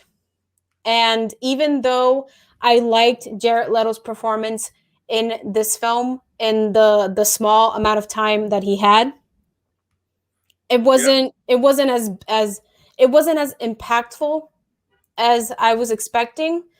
And possibly, I'm not going to say he wasn't necessary in the scene because the scene is a reflection of the possible future that Zack Snyder wanted for the Justice League / Batman. But for me, it was okay. I feel that it was way too overhyped in terms of the announcements, the photo shoot that he had, and the pictures. And that's something that's a problem, and that's something that I feel that we need to change moving forward for any character that is announced in any of the films, either DC or Marvel. From the rest of the film, I feel satisfied with this cut. In this version, I actually felt the emotion to see the Justice League together, and I hadn't felt that since I used to see it in Cartoon Network. I feel that Zack Snyder should be proud of his version because this is a mix of footage that was on the cutting room floor since 2017 and way before. And it's a mixture of that footage with reshoots and him reshooting some of the sequences during the pandemic. And for me, the Snyder Cut that was released on HBO Max is more than effective. So those are my notes on Zack Snyder's Justice League. Woo. Well, I'll tell you this. There is so much that we could literally be discussing from the Snyder Cut's Justice League. But you know what? I'm just gonna blow away in here. I freaking loved this. I freaking loved the 4 hours of the Justice League, and it was exactly what I really, really wanted to see. And I threw it into the universe a couple of times. in this section, and I was hoping that it would impress, that it would conquer, and it would, turn heads, and it would, give us what Whedon took away from us. And this film was 2 hours and a half of extra footage, and it eliminated Josh Whedon footage from to our knowledge, like all of it. Because I remember the what was it when Batman says, "Oh, there's something definitely bleeding," when Superman actually pushed him. I know that there was a scene where Flash actually falls on top of Wonder Woman, and come to know, our friend David, our colleague in filming and all that, he actually told us how that scene was actually filmed. If he wasn't mistaken, but he told us that this scene was filmed without the knowledge of Gal Gadot and Ezra Miller knowing exactly what it meant, because he told Gal Gadot to just land on the floor, and then Ezra was gonna be on the left side, on the ground, as if he was on top of somebody. So they actually weren't on top of each other. Like Ezra wasn't on top of him. It was of her. It was more movie magic, but they didn't tell them what it was for. Yeah. They didn't tell them what the scene was. For the sexual reference. For the sexual reference. So it was like, what in the hell? Like, and you could tell, and I keep saying this guy was like, I don't know why he did this, but yeah, he had problems. Whedon has problems. Still has problems. Yes, but again, this is 6 parts, and a 7th is the epilogue. So it was perfect. It was perfect that it was made this way, because one, psychologically, it gave the opportunity for us to, when we can still do it either way without having to make that part, but it actually psychologically allowed us to pause, take a breather on the part, go to the bathroom, get some munchies and stuff like that, Doritos, whatever you want to get, come back, hit play, or just stop in part 1, come back another day. But it was funny because we saw it with, at our friend's house, and I think it was funny because we were so invested. The thing about this cut is that even though it's 4 hours, it doesn't feel like 4 hours. It does It not. doesn't feel like 4 hours. And I remember that every time a new chapter would come, he would pause it and be like, bathroom, water, food, and we were just Yeah, like, no, just keep. So really. we saw it like, 4 hours Mhm. straight on. Yeah, Like and now we're watching it like bit by bit. We're bit watching by parts. bit. Like we watched the And first part, then we watched the second part. Now we're about to watch the third part. yeah. So it's great that And way. I want to ask everybody, oh sorry. What was your favorite part? Yeah. What was your favorite part in the Zack Snyder cut? For me, part 6 is epic. Yes. Yeah.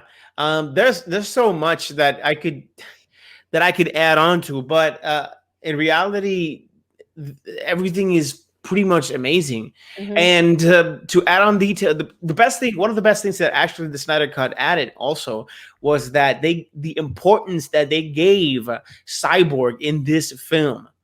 Like Cyborg had a humongous role in this film, which pretty much is that he was part of the Mother Box. Yeah. He was created by the Mother Box, and they gave him more backstory as to like the personality of the parents, how his accident actually happened. Because here's the funny thing, we still did not know how the accident happened in the previous cut. That is true. Yep. I think we only heard of it, but we never saw it, and there was no development towards it. And we did not even build a relationship with the father. Here we see how his relationship with the father is continue to be until his last breath. And I think we didn't even see the father die in the first film, in the first cut. I think we did.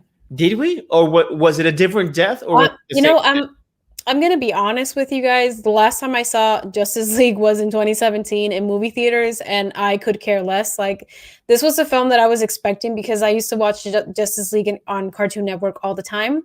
And I was so disappointed with this film that I remember there was like a big battle scene. And I looked at John and I was like, I got to go to the bathroom. And he's like, what? In this part? And I was like, I don't care. Yeah. I didn't care. It was so bad that I didn't care. I went to the bathroom. I came back. And we tried to rewatch it, but we stopped not even halfway. It was 30 minutes in, and we stopped. I had no interest to continue. Oh my God, disgusting creature! Yeah, so I honestly don't remember anything about Justice League in 2017. Yeah. Deathstroke as well. P.S. I think that's his name. Yeah, it is his name. I right. confuse him with Deadshot, right? Deadshot is the one for Suicide Squad. Yeah. I jumped to some comments here. Best Batman for Ben so far. Yep. Is Ben's Batman. Yes. I agree. I think he's the best. I think him and Christian Bale are like right there, yeah. Right there. I still think that Ben Affleck is the animated version. He's the Dark Knight. He's the animated version. He's also based more on the Dark Knight.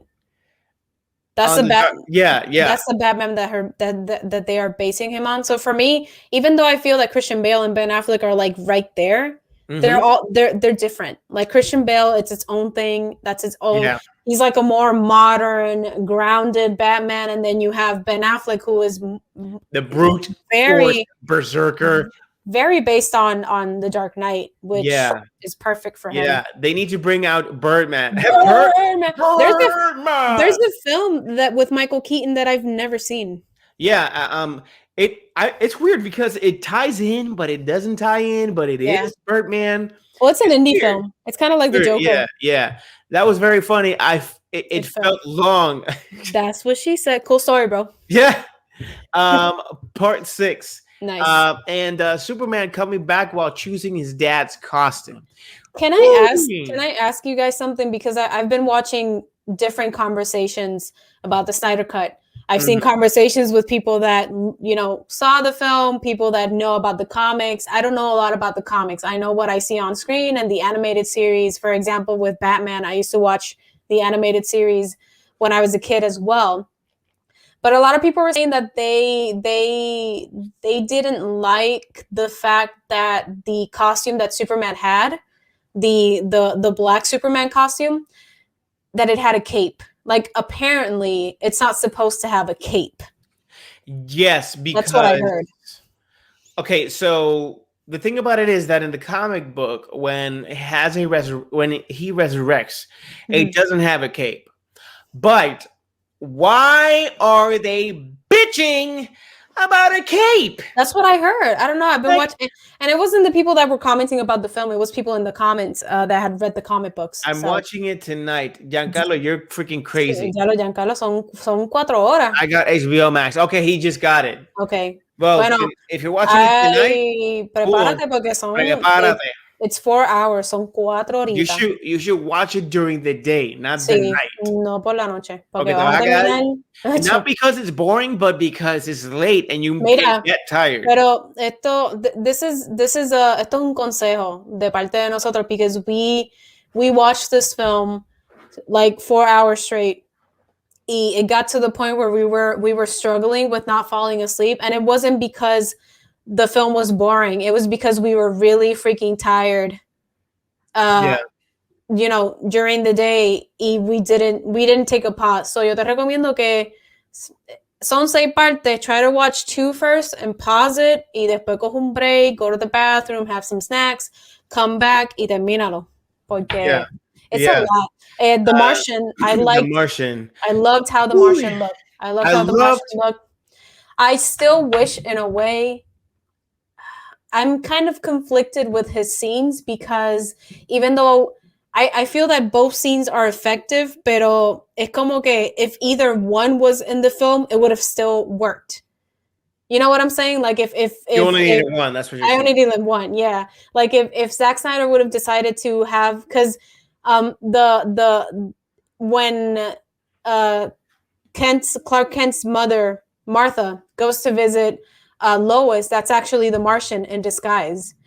Yeah. And then we see him at the end. For me, it would have been more effective if we had seen him at the end, because it makes you think like, oh, Superman is visiting Batman or whatever, and then it's like, psych, it's the Martian. Yeah, that would have been a more effective thing, just to leave it there. Oye, y Giancarlo, no veas esto porque yeah, we're spoiling everything, bro. We're spoiling everything. He's watching. I mean, it's lo que él decide. A lo mejor no entiende el inglés. He doesn't understand what we're saying. Diablo, qué tiraera. Whoops. Yo no dije nada, Giancarlo. Yo no dije nada. No, but yeah, I loved that the Martian Manhunter was there. You know, clearly it was a clue to what Snyder was actually gonna use, and what this project was actually heading towards. So it was great seeing him, how he looked. He looked. I don't know if anybody has seen. I don't know if anybody has seen Supergirl, where Martian Manhunter, Manhunter is actually in Supergirl. And I wanted to know if you guys think that the comparison between Martian Manhunter of Supergirl is better than the one from Supergirl. Pero es que that's like the physical appearance. Pero es que my problem with that is that that's the CW's version. So you can't compare. Como que para mí you can't compare. ¿Me entiendes? Como que obviously I think that the Snyder Cut one looks way better. But it's two different things, mano. Y DC has already confirmed that it's the multiverse. So yeah. So I got it right here. So actually I'm going to show you guys. No, bendito Giancarlo, no te vayas. Bendito, no te vayas. Así que me voy. I'm just joking, man. Es un chiste, un vacilón. Él lo sabe. Él le gusta. He likes to joke with us and vacilar así como Él vacila como un vacilador. Él vacila como un vacilador. But here we go. Okay, so this, not that one. This is Martian Manhunters of the Justice League. Sí, the Snyder Cut. This is the Snyder Cut's Martian Manhunter. Now, the one from the TV show of Supergirl is this one. The It's one, this one right here. no. I mean, they both look good. So Yeah, I think honestly, I like the movie one better. this one looks friendlier. This one looks meaner. I see where you're coming from. But I like it But because look at that suit. it gives you a glimpse of how they might That's look actually, yeah, that's actually in the actor that I played. see, I remember him in different universes. You know what I'm saying? So Yeah, different universes. That's correct. Yeah, that yeah. could be the thing. So this is different universes. So we got the Supergirl version, and we got the whoa, that was so small. Oh. Okay, and we got the Justice League version. Mm-hmm. So Yeah. who do you guys think looked better for you? By me, I think both of them are good. Yeah, I wouldn't see if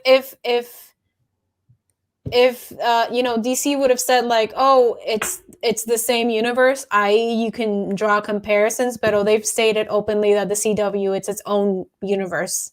yeah, it's a separate universe. It's And a separate universe, so I'm fine with that. I'm fine with yeah. that. But sorry here. Yeah.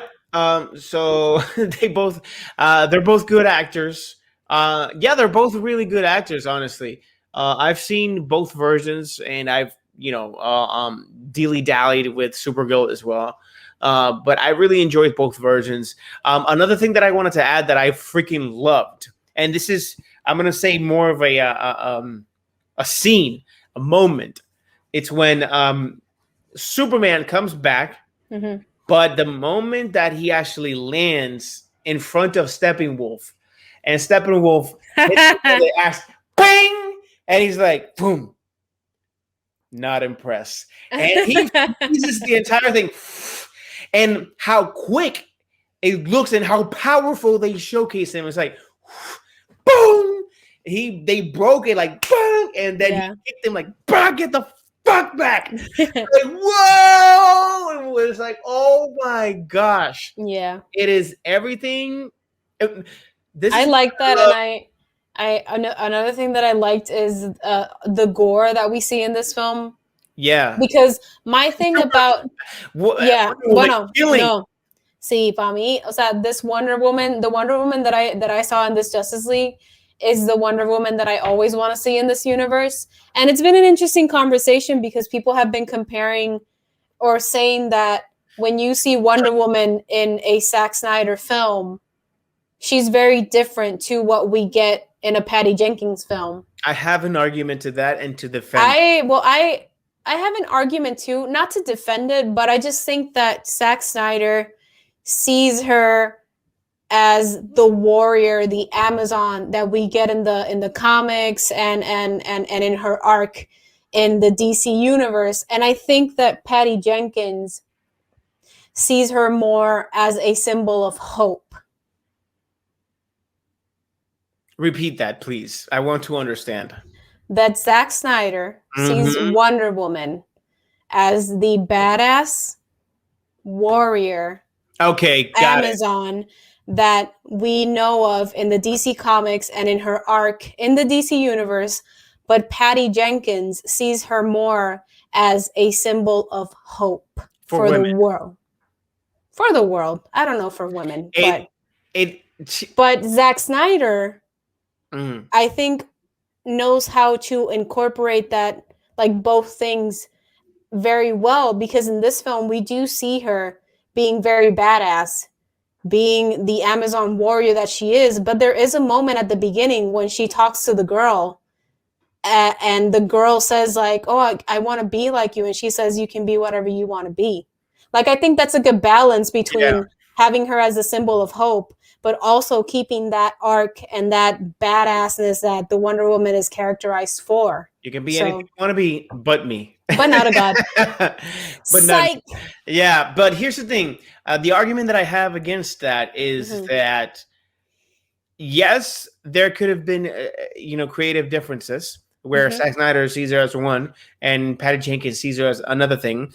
But the only small thing that I got to say is that, remember when Zack Snyder's movies and Wonder Woman's portrayal is in the future, and Patty Jenkins' Wonder Woman is in the past. Yeah. So we can see this as Wonder Woman. Zack Snyder's version is the growth of Wonder Woman already grown out of all that's been happening in the past, which is World War II with Steve, and now 84. You know, those are things that she went through that she had to grow out of or mature and or harden herself from the heartaches and all that she had to go through. And you know, in Zack Snyder's cut in the Justice League and even in Batman v Superman, it's her already coming into peace with the world and the world she lives in and how she has to defend it. So she actually already grew a shell against all these, you know, thoughts that even we saw on 84, which is a lot of her weaknesses we actually saw on 84. Yep. And some people say, oh no, but she's an Amazonian warrior. She's lived like 500 years. She's like 2,000 years old or 5,000 years old or something like that. It's like, I get it. I get that. But she's never been around humans up until her 5,001 birthday. The only humans that she's been around is Amazonians. And she's been in the world of men and in a society where it's corrupted, everything is crazy, and she's learning like she doesn't have a superpower where her mind does not get corrupted or does not get you know, bend over to the will of anybody, or you know, if someone's being held hostage, you know, she will bend the rules because of what, you know, she was still a woman that had never seen a man or had never felt love outside of family, you know, as a relationship. So I kind of understand why Patty Jenkins' version is completely different than Zack Snyder's version. Zack Snyder's version is a full circle grown mentally and heartache and soul Wonder Woman, who is the warrior goddess. Like, will kick your ass, kill you if she has to. She did kill people in the freaking first scenes. Like, that's first entrance to Wonder Woman was fantastic. It is, even though it was already in the Joss Whedon's version, but it was so cut and so dry. At this version, it was like, wow. Yeah. And even the slow motions in the Snyder Cut were way better than what Patty Jenkins did. And even Snyder was actually a producer in Wonder Woman 84, but those slow motions didn't work because there were so many things that weren't working that already watching these slow mos in Wonder Woman 84 were like, ugh. But when I watched them in the Snyder Cut, I actually applaud them, because even though the slow motions were in moments where it was key to kind of falling into what's happening at the moment, and it was more artistic, they didn't slow it down when the actual fighting began. Like, for example, when Wonder Woman was kicking ass, she was going fast. It was like boom, boom, boom, boom. I love it with the bullets. You saw her speed. Yeah. You saw like boom, boom, and then when she turned around and had to block every single bullet with her gauntlets, like boom, boom, boom, boom, boom, it was like, oh my god, it was beautiful. This is exactly what I wanted to see. And you know what, also with the Snyder Cut, for me, I loved this film because I think it's the perfect representation of what DC should be. I feel that DC has always been dark, even in the animated series. Yeah. So I feel that that's what distinguishes them from Marvel, because Marvel has had and this is not, again, to bring the whole, you know, conversation of Marvel versus DC, but you have to face it. These are the only two, you know, franchises that exist right now. And there's always going to be talk of Marvel does this versus DC does that. Yes. So, but for me, it's like Marvel has had a formula, and now they're kind of opening themselves to becoming more darker because the multiverse is permitting that, and I think that they want to do something different. That's the key. Exactly. You literally said it. Yeah. The multiverse is actually walking them into that. That's been the problem with DC movies. They or Warner Brothers, they still have not decided what their biggest product is going to be. Exactly. Let it be dark. Let it be what it is. Let it be the detective comics, which are actually dark. that is the world that you guys live in. And I Stop think copying Marvel in the MCU, because Marvel and DC have been copying themselves in the comic books with villains and superheroes since they existed. Since they started. Yeah. But in the movie universe, like, Marvel's created a formula. They were ahead. They are ahead. So Warner Brothers was trying to copy this. You don't have to copy this. Be your own thing, please. The Snyder Cut and even Man of Steel at the beginning and Batman v Superman proved that.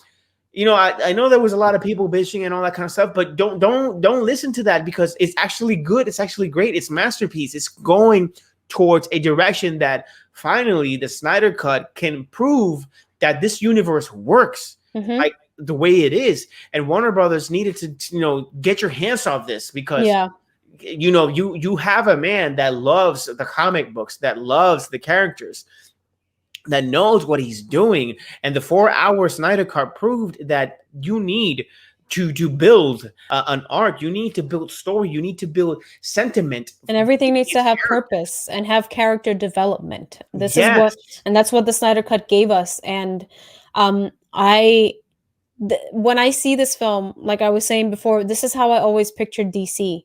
I never pictured DC to be like very flowery or colorful. And hey, Eclipse Bat, what is up? Me too. Hey, Eclipse, what is up, man? How are you? Love it. Thanks for being here. Let us know if you saw the Snyder Cut. We're talking about the Snyder Cut. We've been talking about for more than 40 minutes right now. Yeah. Just discussing everything. But this is how I always picture DC.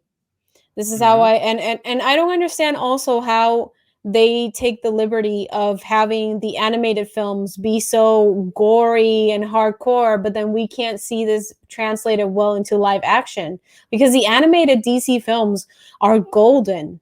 Like, they are golden. And even for example, Gotham, which was the show that aired on Fox.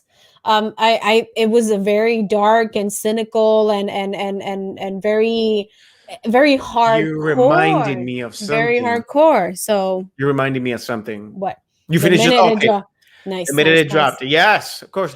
If they Andros. What's up, man? ¿Cómo estás? If they don't continue the Snyderverse, they let the mustache win. And you know what sucks? That they actually said that, they're not gonna continue Zack Snyder's Justice League, the restore the Snyderverse thing, which when I heard that, I was expecting it, but I really said that, if the Snyder Cut is amazing, then I have hope for DC.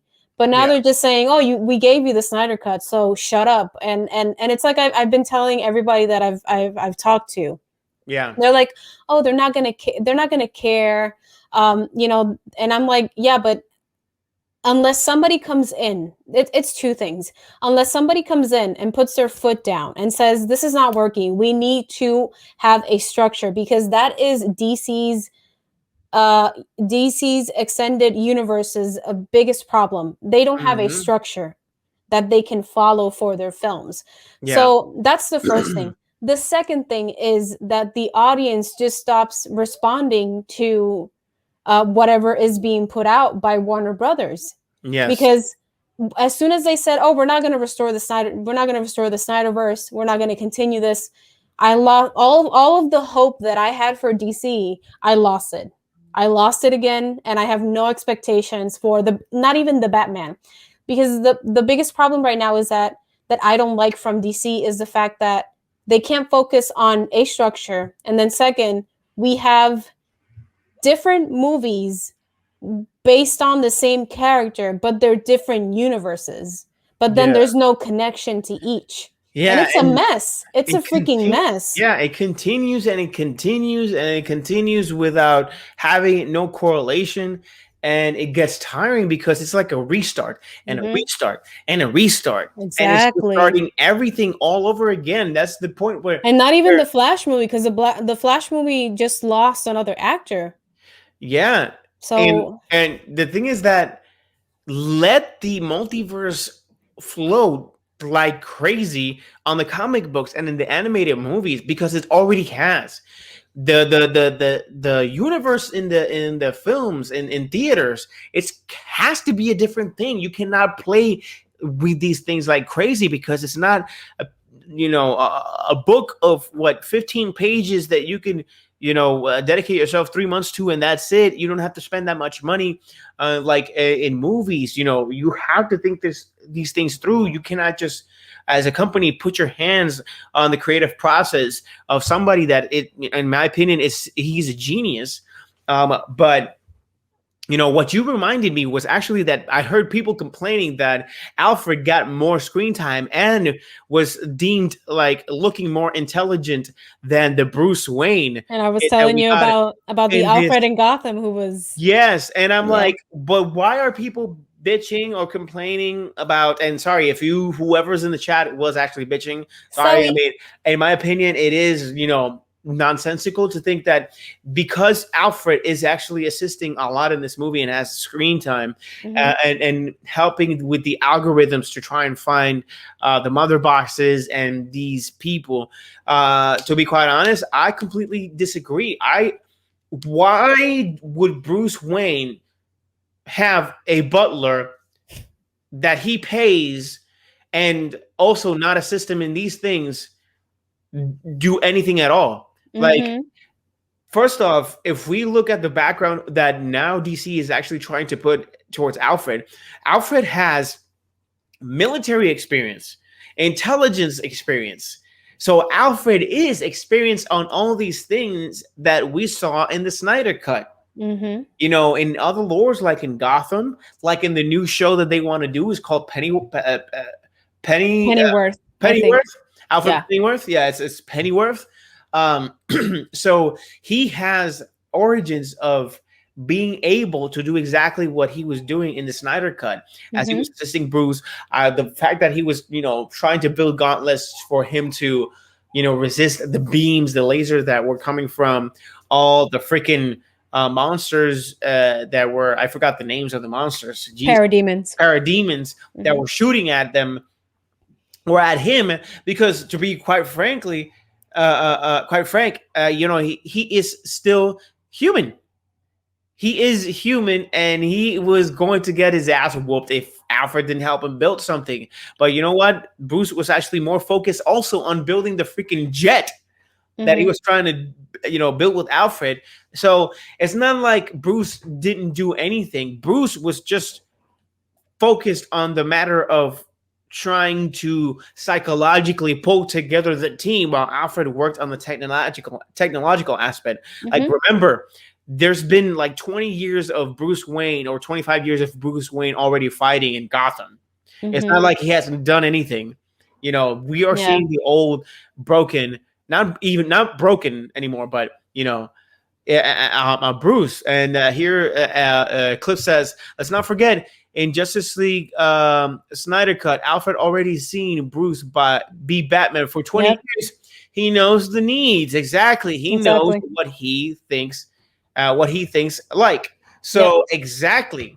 Thank you.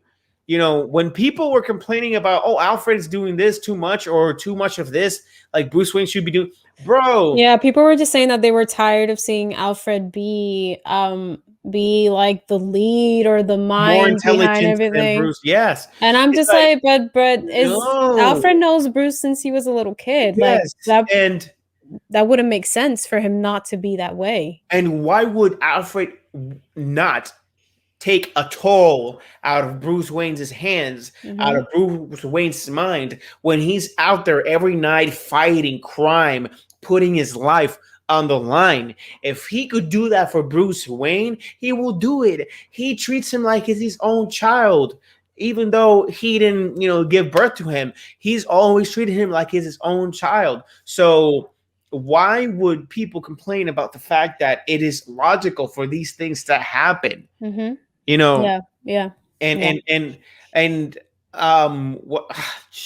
God, I had it right there. I wanted to add something more of that. Is it Alfred?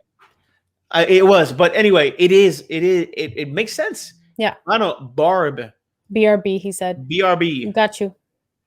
BRB. What is Be BRB? right back. Be right back. Oh, okay. Yeah, to play some duty. Plus, Alfred is such an essential core of Batman. Yeah. It is. Yeah. It It is. is. So To be quite honest, without an Alfred, there's no Batman. yep. Basically. Without Alfred, there is no Batman. Basically. Because first, he's the one that is sustaining him psychologically.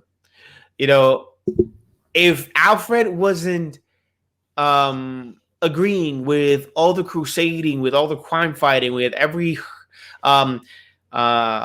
emotion that Bruce, at least when he was young, when he had to hold him, when he was crying, when everything that happened to Bruce before he became Batman, there would be no Batman without Alfred, because that's his wall, that's his stronghold, and Alfred honestly is the thing that keeps him going to a certain degree. Yeah. So yeah, and there was one more thing that I have one more thing to say too. Go, so. Then you'll go, Coke, because I was the one speaking right now. Yeah. The last thing that I have to say is I hate the fact that so many people debated me about the whole Lois Lane being pregnant. Oh my God, she is pregnant, people. Guys, what a struggle. I had conversations with so many people that were like, oh, no, I don't think she's pregnant. And I'm just like, why would they showcase, first of all, a pregnancy test in her nightstand? Like, women don't have that just because. Yeah. And especially Lois Lane, who just lost Superman. I'm just saying. I think that would be the first thing she would do, like exactly. See if she's pregnant, because now she has to deal with the fact that she is going to be pregnant with the child of somebody who just died. Yeah. On top of her dealing with her depression of losing Superman. The second thing is, at the end of the film, Bruce says there are two clues. And the first one is that Bruce says congratulations to Superman. He's not congratulating Superman on the house. Because he bought the bank bought the house for Superman.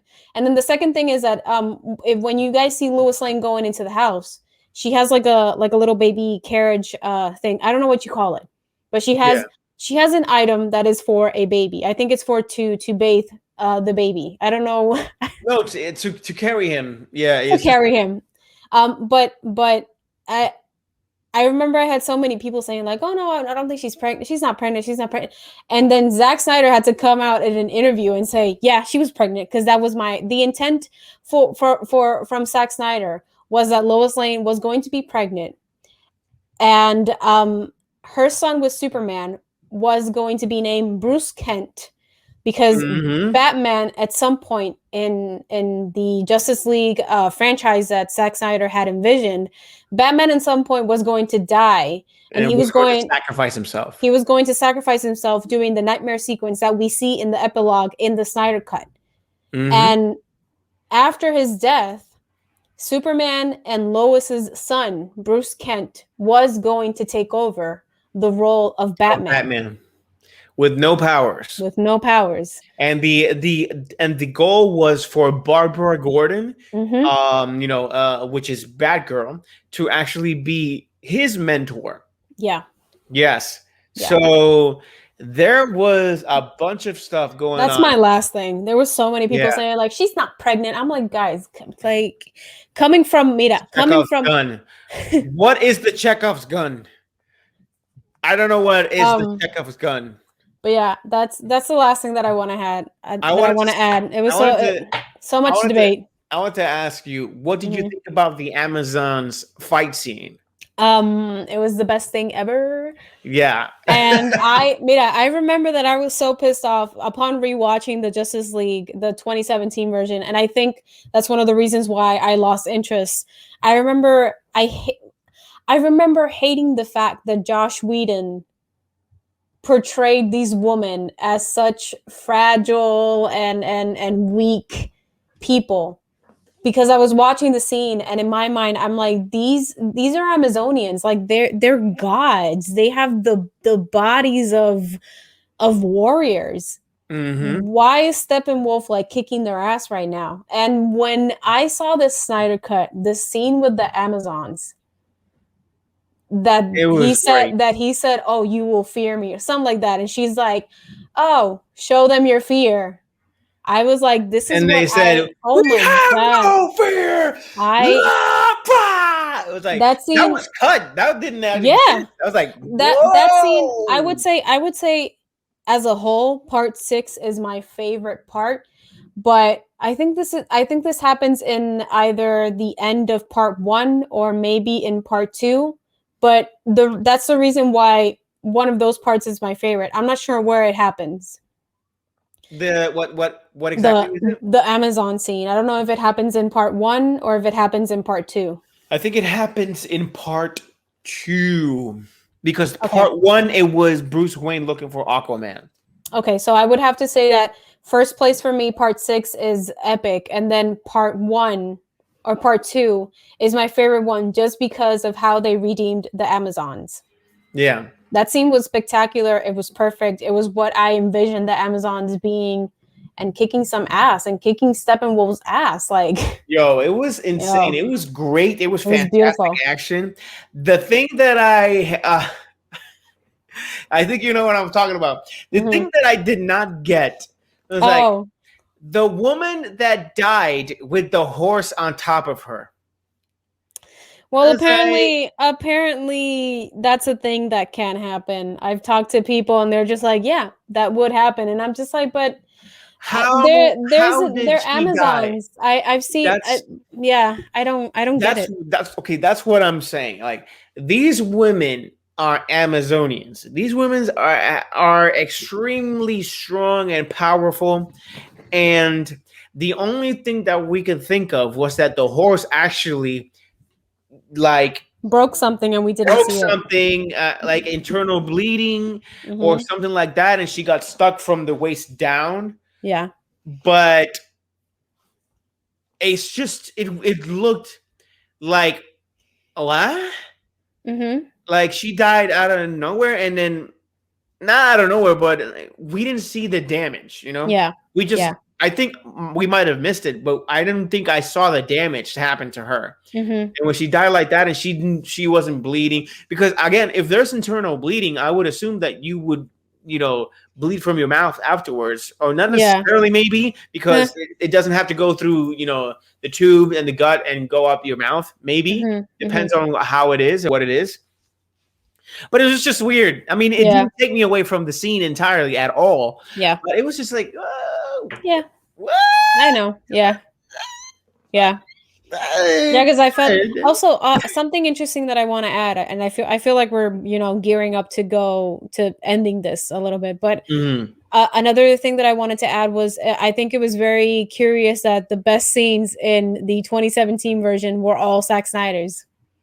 Yeah, yeah, yeah. It was mind-boggling to me, saying like, "Wow!" And then there's this person on YouTube. The name is The Witch Doctor, if I'm not mistaken, and he took every scene from the Snyder Cut and he put like a side-to-side comparison. So in one side you have the 2017 Justice League scene, and Yes. then you have the Snyder Cut here, and it is so impressive to see how much they decided to cut out. I think just for Yeah. fun, just to not make sense.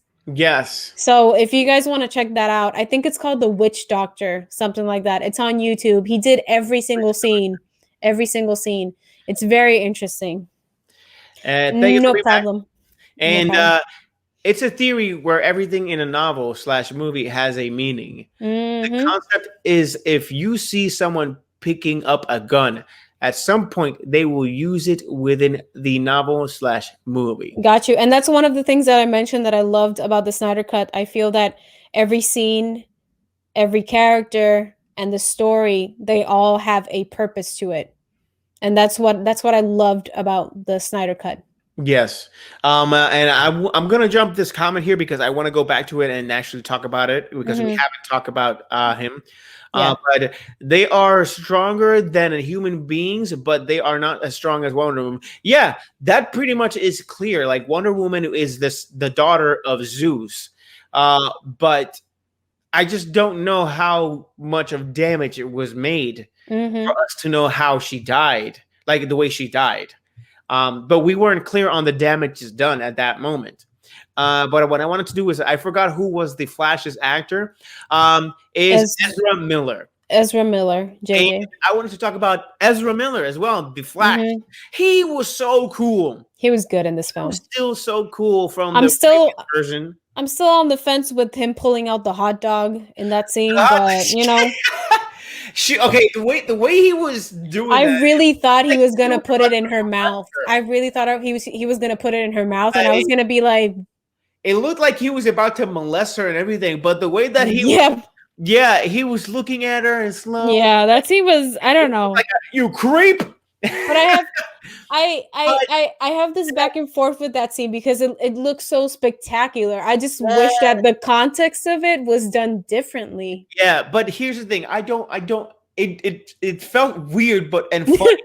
But I loved it because one, Ezra, like he said, he doesn't have friends. I mean, Barry Allen, he doesn't have friends. Yeah. He's very, awkward. Very awkwardly social. And the only moment that he gets to be close to a person without it lasting more than 10 seconds is when he's actually in the Speed Force, which this actually proved it. Yeah.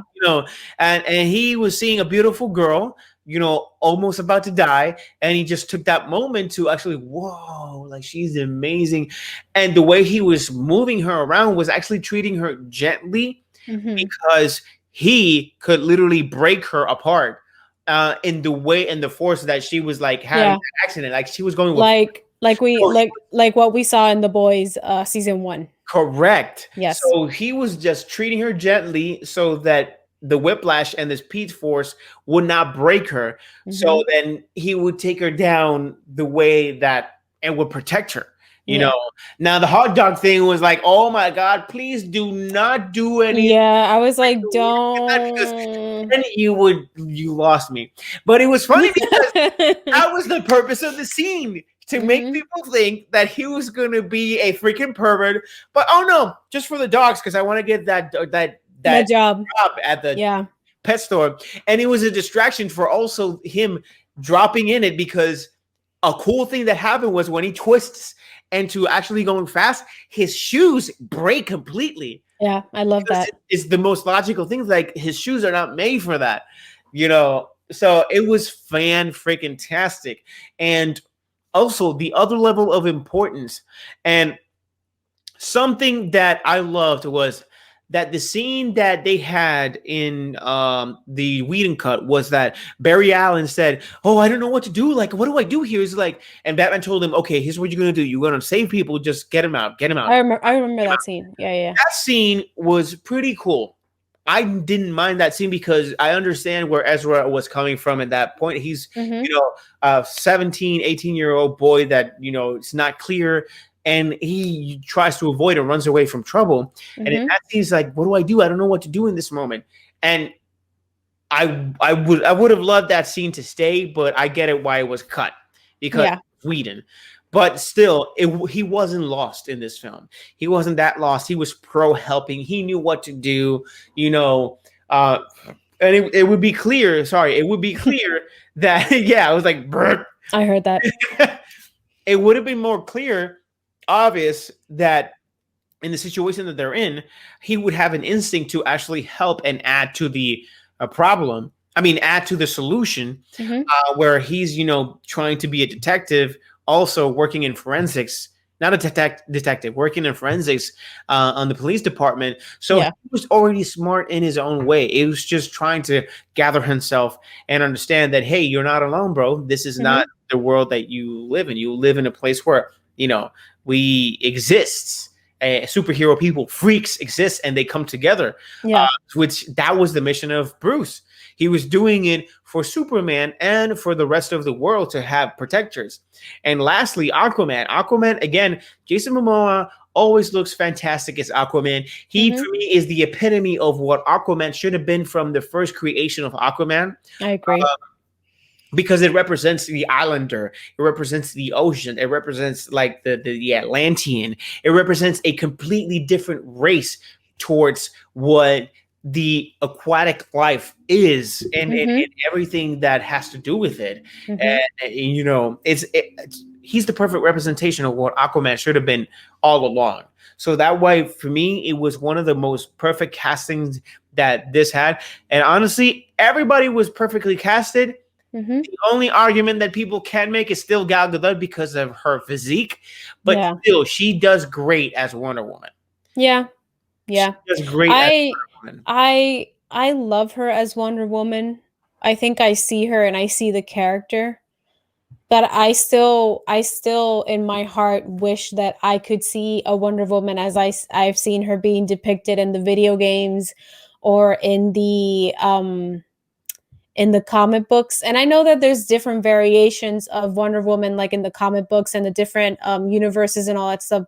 But for me, to see a Wonder Woman that's like fully figured is still something that I hope that since DC is starting to incorporate the multiverse, maybe possibly in some future they can incorporate that, add her into the mix, because I just think it would be so freaking cool. And again, I don't have anything against Gal Gadot. I think she is a great person, and when I see her, I do see Wonder Woman. Like I look at her and I'm just like, I don't see anybody else portraying this role right now. Yeah. She embodies, she is right now the perfect vessel for this character. Yeah, I agree with that. Eclipse here says the pregnancy test was basically the gun. Thank you. Now I understand that. Yeah. I understand that. Yeah, at some point something will appear there that eventually the character will use. But I literally, when I saw the pregnancy test, I said I knew from that moment that she was pregnant. And that's exactly what we were trying to say. Like the pregnancy test is there for a reason. Yeah, it's not there for just show. Oh, I still steal one. That's it. It's like Oh, so you're telling me that the toilet paper is there for just pooping, cleaning your ass. Cleaning, yeah, it is. It is for that. Eventually, they're going to use it. So yeah. And the funny part is, when Superman threw him into Aquaman. Throw at Aquaman. I'm confused. We need some clarification, JJ. Yes. And Gal Gadot's figure is like New 52 Wonder Woman. Yeah, exactly. And like remember Justice League War? Yes, where Superman actually met her like carrying the air like high, which I freaking hate. I think that she has Superman. Wait a minute. Before you keep talking about that, I have to say, okay, so I have always hated the fact that they like to pair Wonder Woman with Superman because it's the obvious thing to do. They have matching outfits. They look like they should be a couple. We have always rooted for Batman and Wonder Woman to actually get together. Yes. And be a couple. There is a potential for that. I've always felt, even in Justice League, that is something that could be possible. And I have to give it to freaking Zack Snyder because he's always thinking out of the box. This man is always thinking out of the box. And there is a scene that, even though it's like the smallest scene ever. It's the scene where Diana and Bruce touch hands with the mouse because they were going to move a mouse. And John and I looked at John and I was like, no. And I looked at John and I said, Zack Snyder is the only guy who has the balls to pull this off, bro. He gets it. I want Wonder Woman and Batman to be together at some point. That has been my wish since forever. Yes, and here's the thing. I want to get into the mind of Zack Snyder right here in this. Mm-hmm. We already seen Wonder Woman try and be with a human being, which is Steve Trevor, which that was the love of his life, her life. And the only similar thing that she has found is Bruce Wayne, where Bruce Wayne actually portrays close to the essence of what Steve Trevor was, but Bruce Wayne is like a step further into that. Mm-hmm. And she doesn't want to be with any superhuman beings because she understands and knows what it is, what it means to be there. Not saying that they're bad, entities, but she draws even closer. She loves humanity. She loves men. I'm not saying it in a Men, she loves men. you know, like this woman will be with a lot of men. No, like she loves the aspect of the humbleness of what is to be human. She loves that. So I don't think she would be attracted to a superhuman being, but she's attracted to what is Batman, what is Bruce Wayne. And it always makes sense that the strong attitude of Batman would go up against Wonder Woman's strong mind as well. So they would clash, but at the same time, they would find themselves in that. So it is perfect for me. But I love that scene. That scene Me too. like fly. It's like, woo!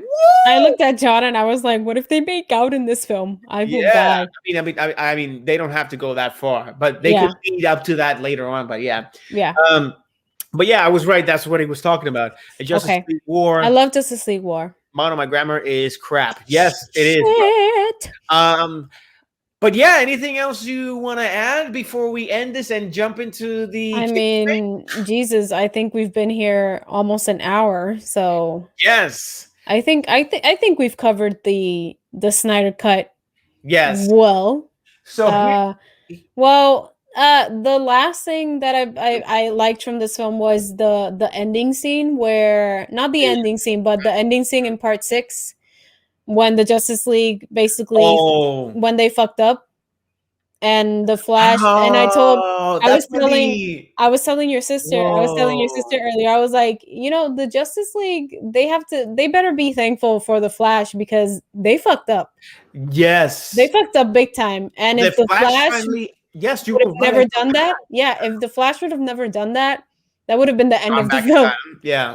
That would have been the end of the film. That would have been the end of everything. Yep. And that was his shining moment. Yes. That was the Flash's shining moment where he remembered that he had the ability to actually go back in time a few seconds in that moment. And he saved everybody. I was like, oh my gosh. And when he was running, it's like people make fun of his running like it's freaking cool. He doesn't go like this. No. He goes like, you know, lashing, boom, and he lashes, boom, boom. Again, guys, it's a different Flash. This is not Flash, and this is not Grant Gustin's Flash. Yeah, and I like both, but I really love this Ezra Miller because the Barry Allen from this TV show. I'm sorry to say it like this, but he cries too much or bitches too much. At a certain point, he's like, "Oh my God, you're supposed to be the smart person, and you make the same mistakes over and over again. The same season when you're fixing the season before, but you're making the same mistake again, and then you're like, oh, family, oh no, I'm gonna talk to my friends because I gotta save them. Yeah. Oh, but I'm gonna talk to my friends because I'm stronger with them. Oh, but I'm not gonna talk to my friends because I gotta save them. Oh, but I'm stronger with my friends, so I'm gonna talk to them. Like, bro, yeah."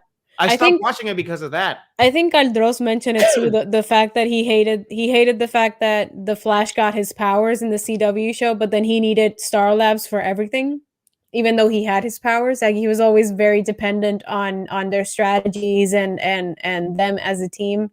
I mean, but I didn't have too much of the what do you call it? I didn't have a problem with it. I had the problem with his undecisiveness of needing them and not needing them, needing them and not needing them, and blah blah blah blah blah. I think the season that I stopped watching was the one where he decided to bring his mother back. That they were trying to incorporate the whole Flashpoint paradox situation into the show. Yeah. I hated him in that scene because it was like this man is I feel like he's on his period and he's a man. Yes. And I know that feeling very well. Like, yeah. And I was just like, what is up with you? Because 1 second he was like telling Iris, like, oh yeah, I love you. I'm not gonna do anything, I promise. And then he goes out by himself for 2 seconds and he's like, yeah, I'm gonna go back in time and bring my mom. And I'm just like, oh my man. And that's when I was so mad at him and I stopped watching that season. I think that's the season that I stopped watching and I was just like, God. And this kid has been on his own Oh my god. since his mother died and his father went to prison. And it's like, this guy is better because he's more independent. He knows where he's going through. He knows what he's doing. Like, it's crazy. But real quick here, Bruce is an older Batman in the Snyderverse. He would be 46 in the movie. I think he's too young. Her.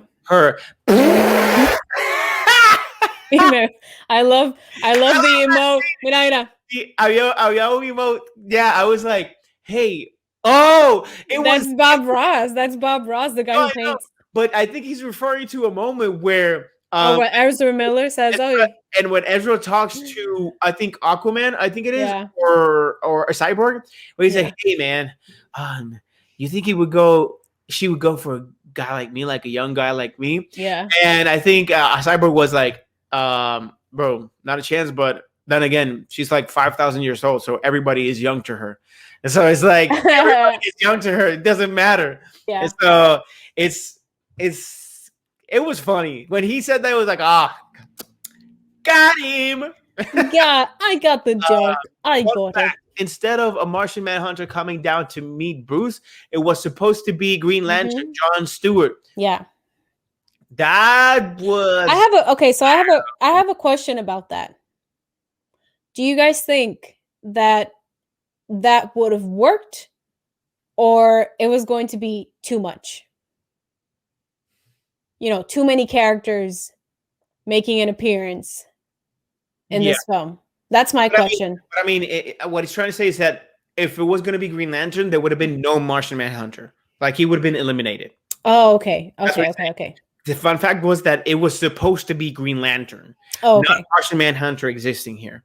Okay, got you. And I think Ezra runs like Frozo in Incredibles. Yeah. Throwing the ice. Nice. I like how he runs. I like this Flash. So here we go.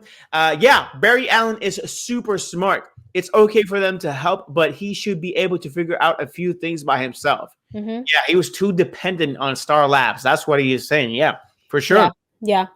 Now, anyways, that's pretty much. What a conversation. For the Snyder Cut. That's it, guys. Justice League. If you have something else to add, you can add it. But right now, we're going to finalize this with the giveaway. Okay, now, before I start the giveaway, I'm going to explain something.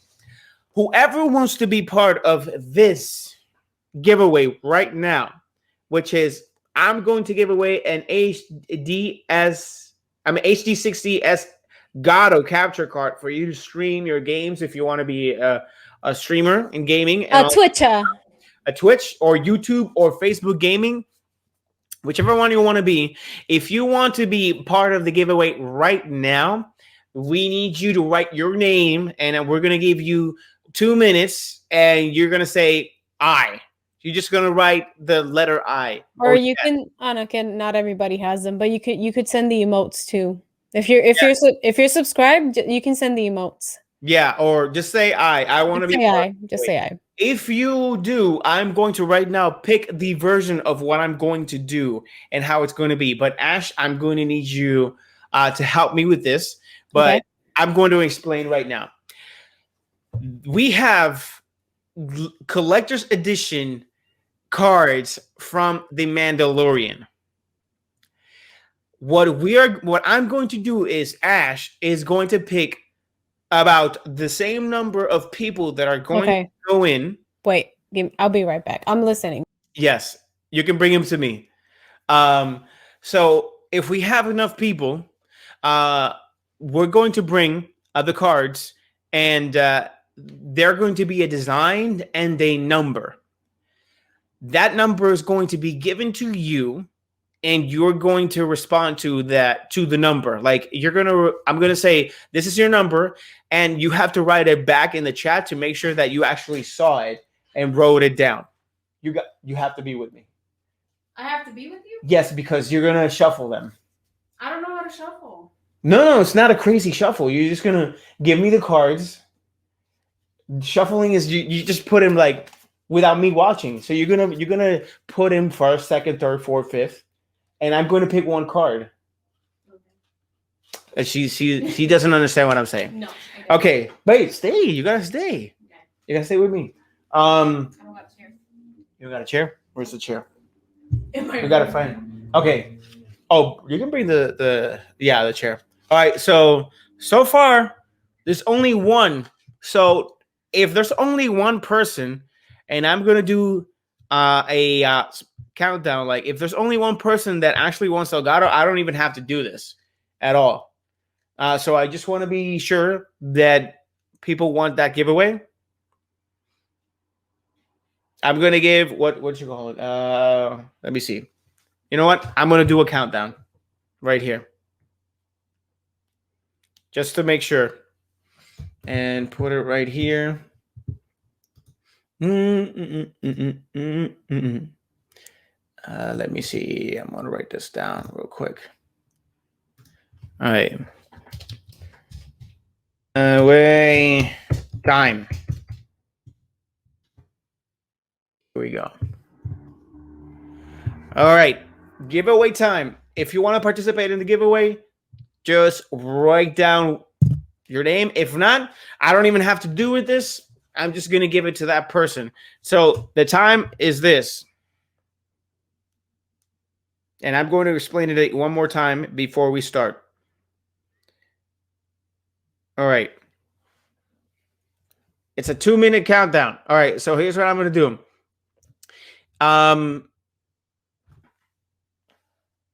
These are the cards. These are the collector's edition playing cards of The Mandalorian. So if you want to be part of the giveaway, you can write your name or write the I or not. But what I'm doing is, where is it? Oh, these are the weirdest design ever. I thought they would be different.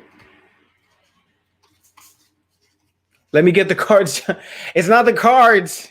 It's the Elgato. It's this. This is gonna be the giveaway. This is gonna be the giveaway. So if you want to be part of the giveaway, write down your name or whatever you want to write down. But these are the cards. Just simple as that. So what I'm going to do is I'm going to give you, by the end of this, whoever said I or is there, I'm going to add into the giveaway. So if it's 3, it's 3. If it's 4, it's 4. But what we're going to do is she's going to shuffle. She's going to put on any order these cards. So it's like 3, 4, 5, 6. And I cannot see them. That's it. Right here. So I won't be able to see them. Also, we got 4 people. All right, so that's 4 people. That's another number right there.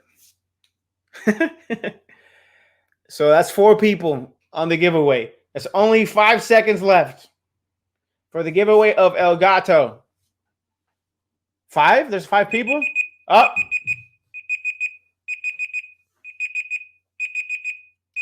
Time is up. All right. So here's what's going to happen. Okay. I'm going to shuffle them and then you pick one? Yeah, so you're going to be over here. Okay. Hi. All right, so here's the thing. There's how many? There's 1, there's 2, 3, 4 people. 4 people that enter the giveaway of Elgato. All right, so right now, okay, there we go. 4. So Eclipse is 4. Chalk Topper is 3. Jan D is 5. And because the last one, there's nobody else. Johncito Bonita will be 2. Okay? So Ash is going to shuffle them however she wants, and I'm not going to see them. But you can't look at the camera though. Yeah. No. Don't show that to them. Oh. You're gonna do like this thing. Like that. But you got to do it away from me. Okay. You got to do it away from me. I Can't see anything. Well, guys, before I do the giveaway, I just want to say thank you again for being here with us on another day of TLU News. This is actually our first giveaway, and this one is just followers. This one was everybody, not subscribers. And the subscriber giveaways, we're about to announce them, and you guys already know them, which are right here. Before Ashley starts, before I pick the card and the winner, we have the giveaway of the subscribers, which is Ratchet and Clank. Just be all the way till the end of our Legacy Masters edition of 100% completion, which is right here. As soon as we finish the game, we will be giving it out to one of our subscribers that have already entered. All you got to do is just redeem the points in the chat, which is 3,000 points to enter the giveaway. If you're a subscriber, same thing with the MLB giveaway. If you enter, you have a chance to win either an Xbox version or a PlayStation version of MLB The Show, which will be, the winner will be announced on the, believe the 14th, which is a Wednesday, which is 2 days before the pre-ordered versions are released. So make sure to redeem your points if you're there, if you want to enter and win. So yeah, let's check it out. Okay, where are we? All right. Here we go. Here we go. Wow, guys, you're late. Man, you're super late for the giveaway. The giveaway is already being done. Que la que hay. All right, so here's the giveaway. Let me see. All right. Again, the only participants that said I at the end and were entering was Johncito Bonito, said I. Eclipse, he says he wants the cards as well. Chalk Topper and John D. So here we go. And Ash is going to put cards, mix them. These are the numbers. John is 5. Topper is 3. Eclipse is 4. And Johncito Bonito is obviously 2. So Ash is going to show me the cards. Put the cards. Hi. Show them the back of the Mandalorian to the screen, and I can't see the card. Okay, that way is actually more it's real. It's not fake. All right. Hi, Spider Papa. What's up? Okay. So I don't know. I can't see. Just pick one. Just pick one.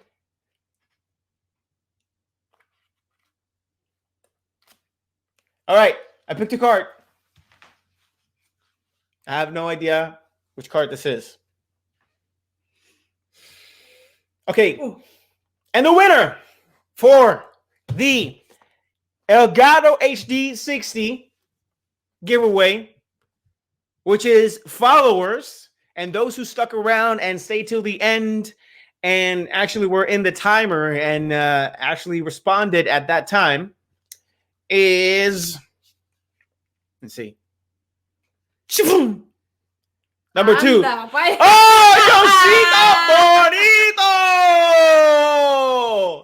Whoa! Johncito Bonito has won the Elgato HD 60 capture card. Johncito! Let's go. There you go. Yeah, you see, that is good. That's good camaraderie right there. You see?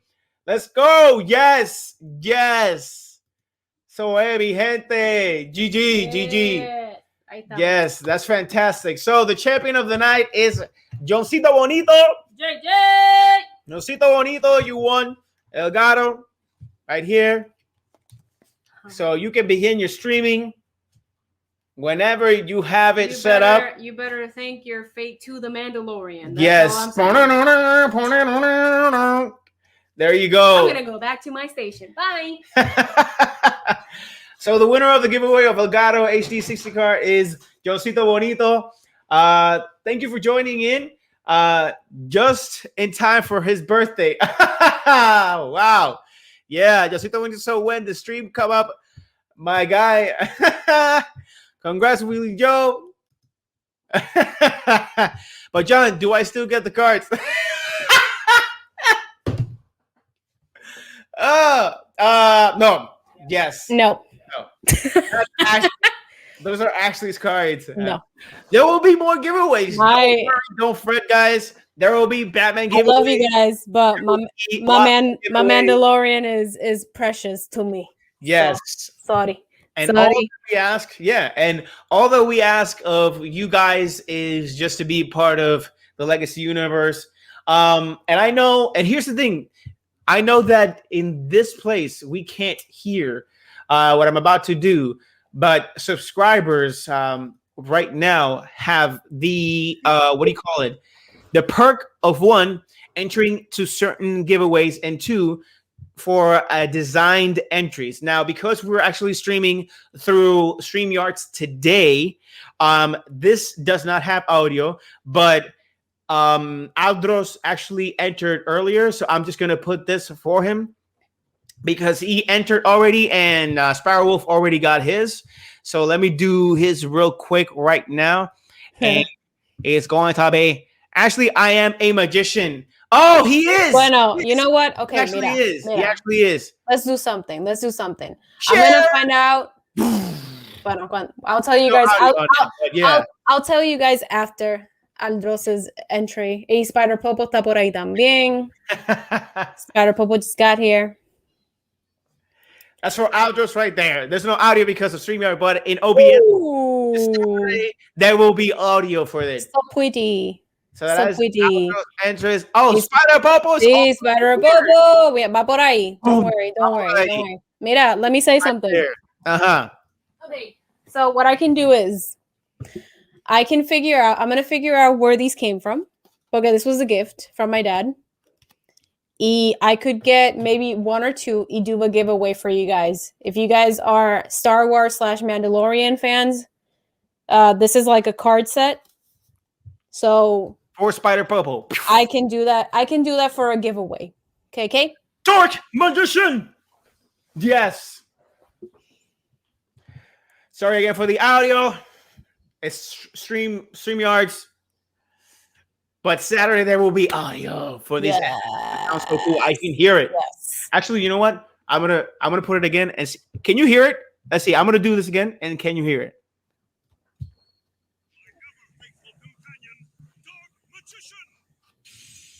I can hear it really low. Ahí está. There we go. Spider Popo says, I can pass in this one. Oh, he has the cards. I think he has the cards. Oh, okay. Bueno. Yes. And the last one, because John was here. Yeah, I can get these and do a little giveaway for you guys. There's no problem with that. Last one. Let's get right here before we march out. Pow. 3, 2, 1. We're gonna fight together till we're champions. Red eyes. Yeah, I can hear it.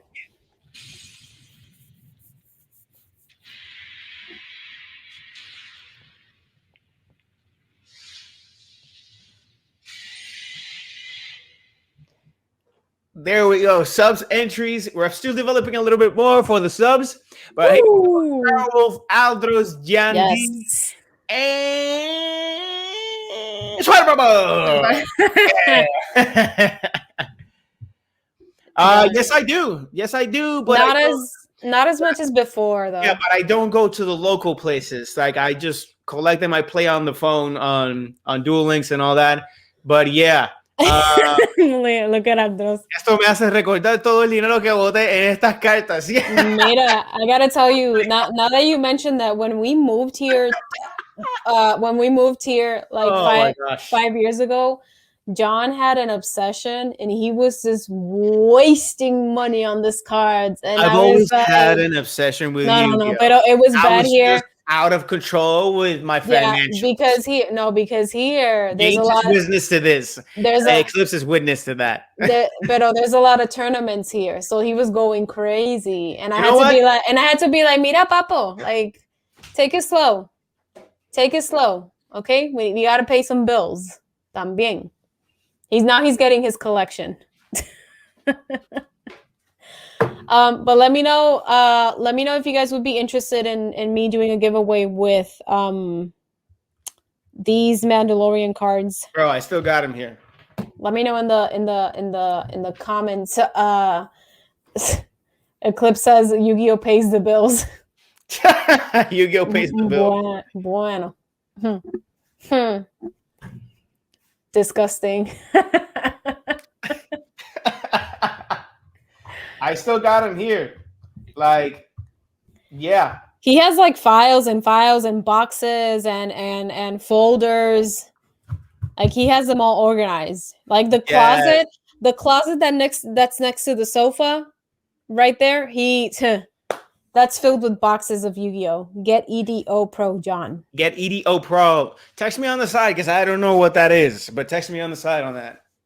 Yeah. Oopsie noodles. But all right, guys, it's about to be 3 hours here, guys. Thank you so much again. One more time, thank you for being here with us. It has been a pleasure, and you are always the best. We love you guys. We love you guys. Yeah. Make sure to follow us on Twitch, Facebook, Instagram, YouTube, and Twitter as The Legacy Universe. We are The Legacy Universe all across social media. No one has that name. It is ours. It is us. It is we. Check out our merch store where we actually have the anniversary tees. Let me signal them out right here. Boom. We have the anniversary tees. They're going to be only here for the month of March, where it is our anniversary, the March 15th of 2020. We began the Legacy Universe. We got some tees. We got mugs. We got some hoodies. We got a couple of stuff there that you can buy, and it's super cool. And also we have the Legacy Masters t-shirts and hoodies and mugs as well. This is where Mondays and Saturdays we have our section to 100% completion, where we take one game, finish it all the way till the end, and based off of that, we actually have the game, which is Ratchet and Clank. And as soon as we finish Ratchet and Clank, we're going to be doing the giveaway for subscribers only. There's already subscribers in the giveaway. So if you want to be part of the giveaway, all you got to do is just subscribe and redeem your points. Again, subscribers get extra perks with it. You get the emotes, you get the giveaways that we signed out to give.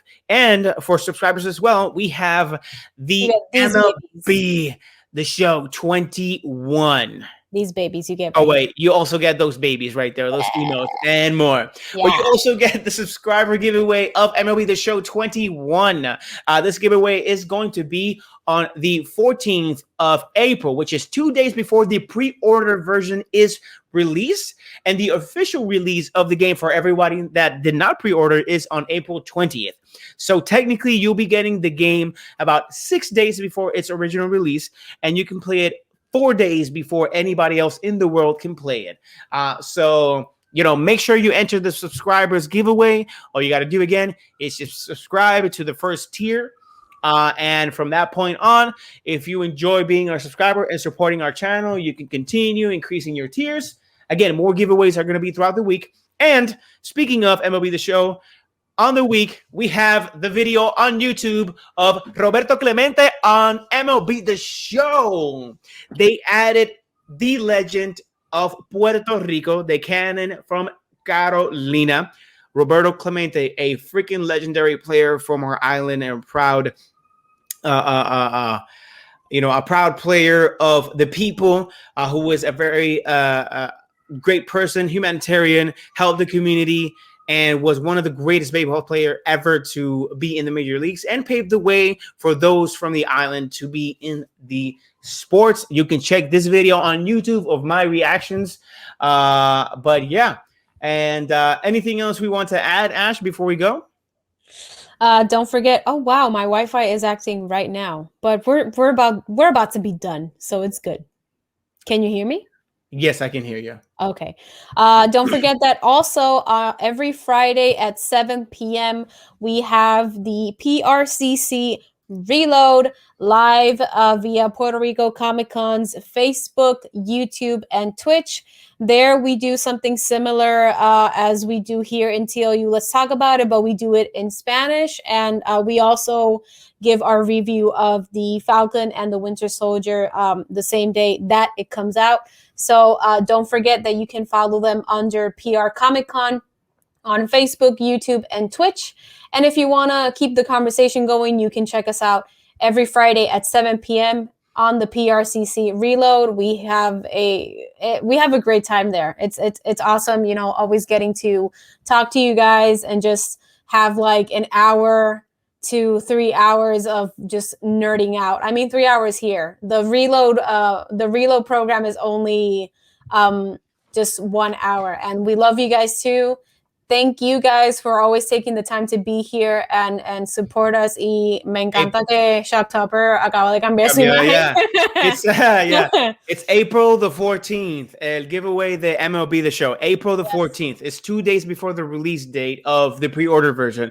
And Sparrow, favor leer como Tony Montana. Okay. Gorlo Yuto. Guilo Yuto. Okay? Guilo Yuto. Okay? Is that what you're saying? Okay, man. Oh my God. Pero porque ustedes me odian. Why do you guys hate me? Like, Jesus.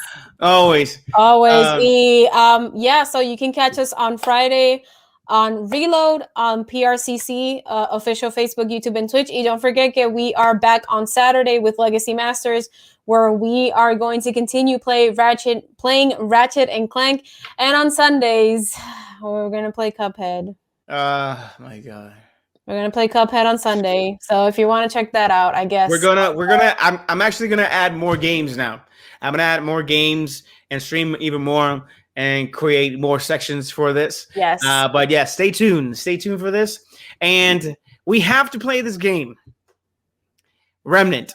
We can do it on a random day that we don't stream. Like we finally downloaded the game on what was it this week, because we have to download it in two systems, in the PS4 and the PS5, so that we can play together. So now that we finally did, and we bought the Seagate hard drive because I needed it. We did. We did a haul on Sunday before playing Cuphead. We were showing everything that we got, including this wonderful Mandalorian that I have here in the back. Look at that, it's so beautiful. Yes. So beautiful. I love it. Yes, we finally have that.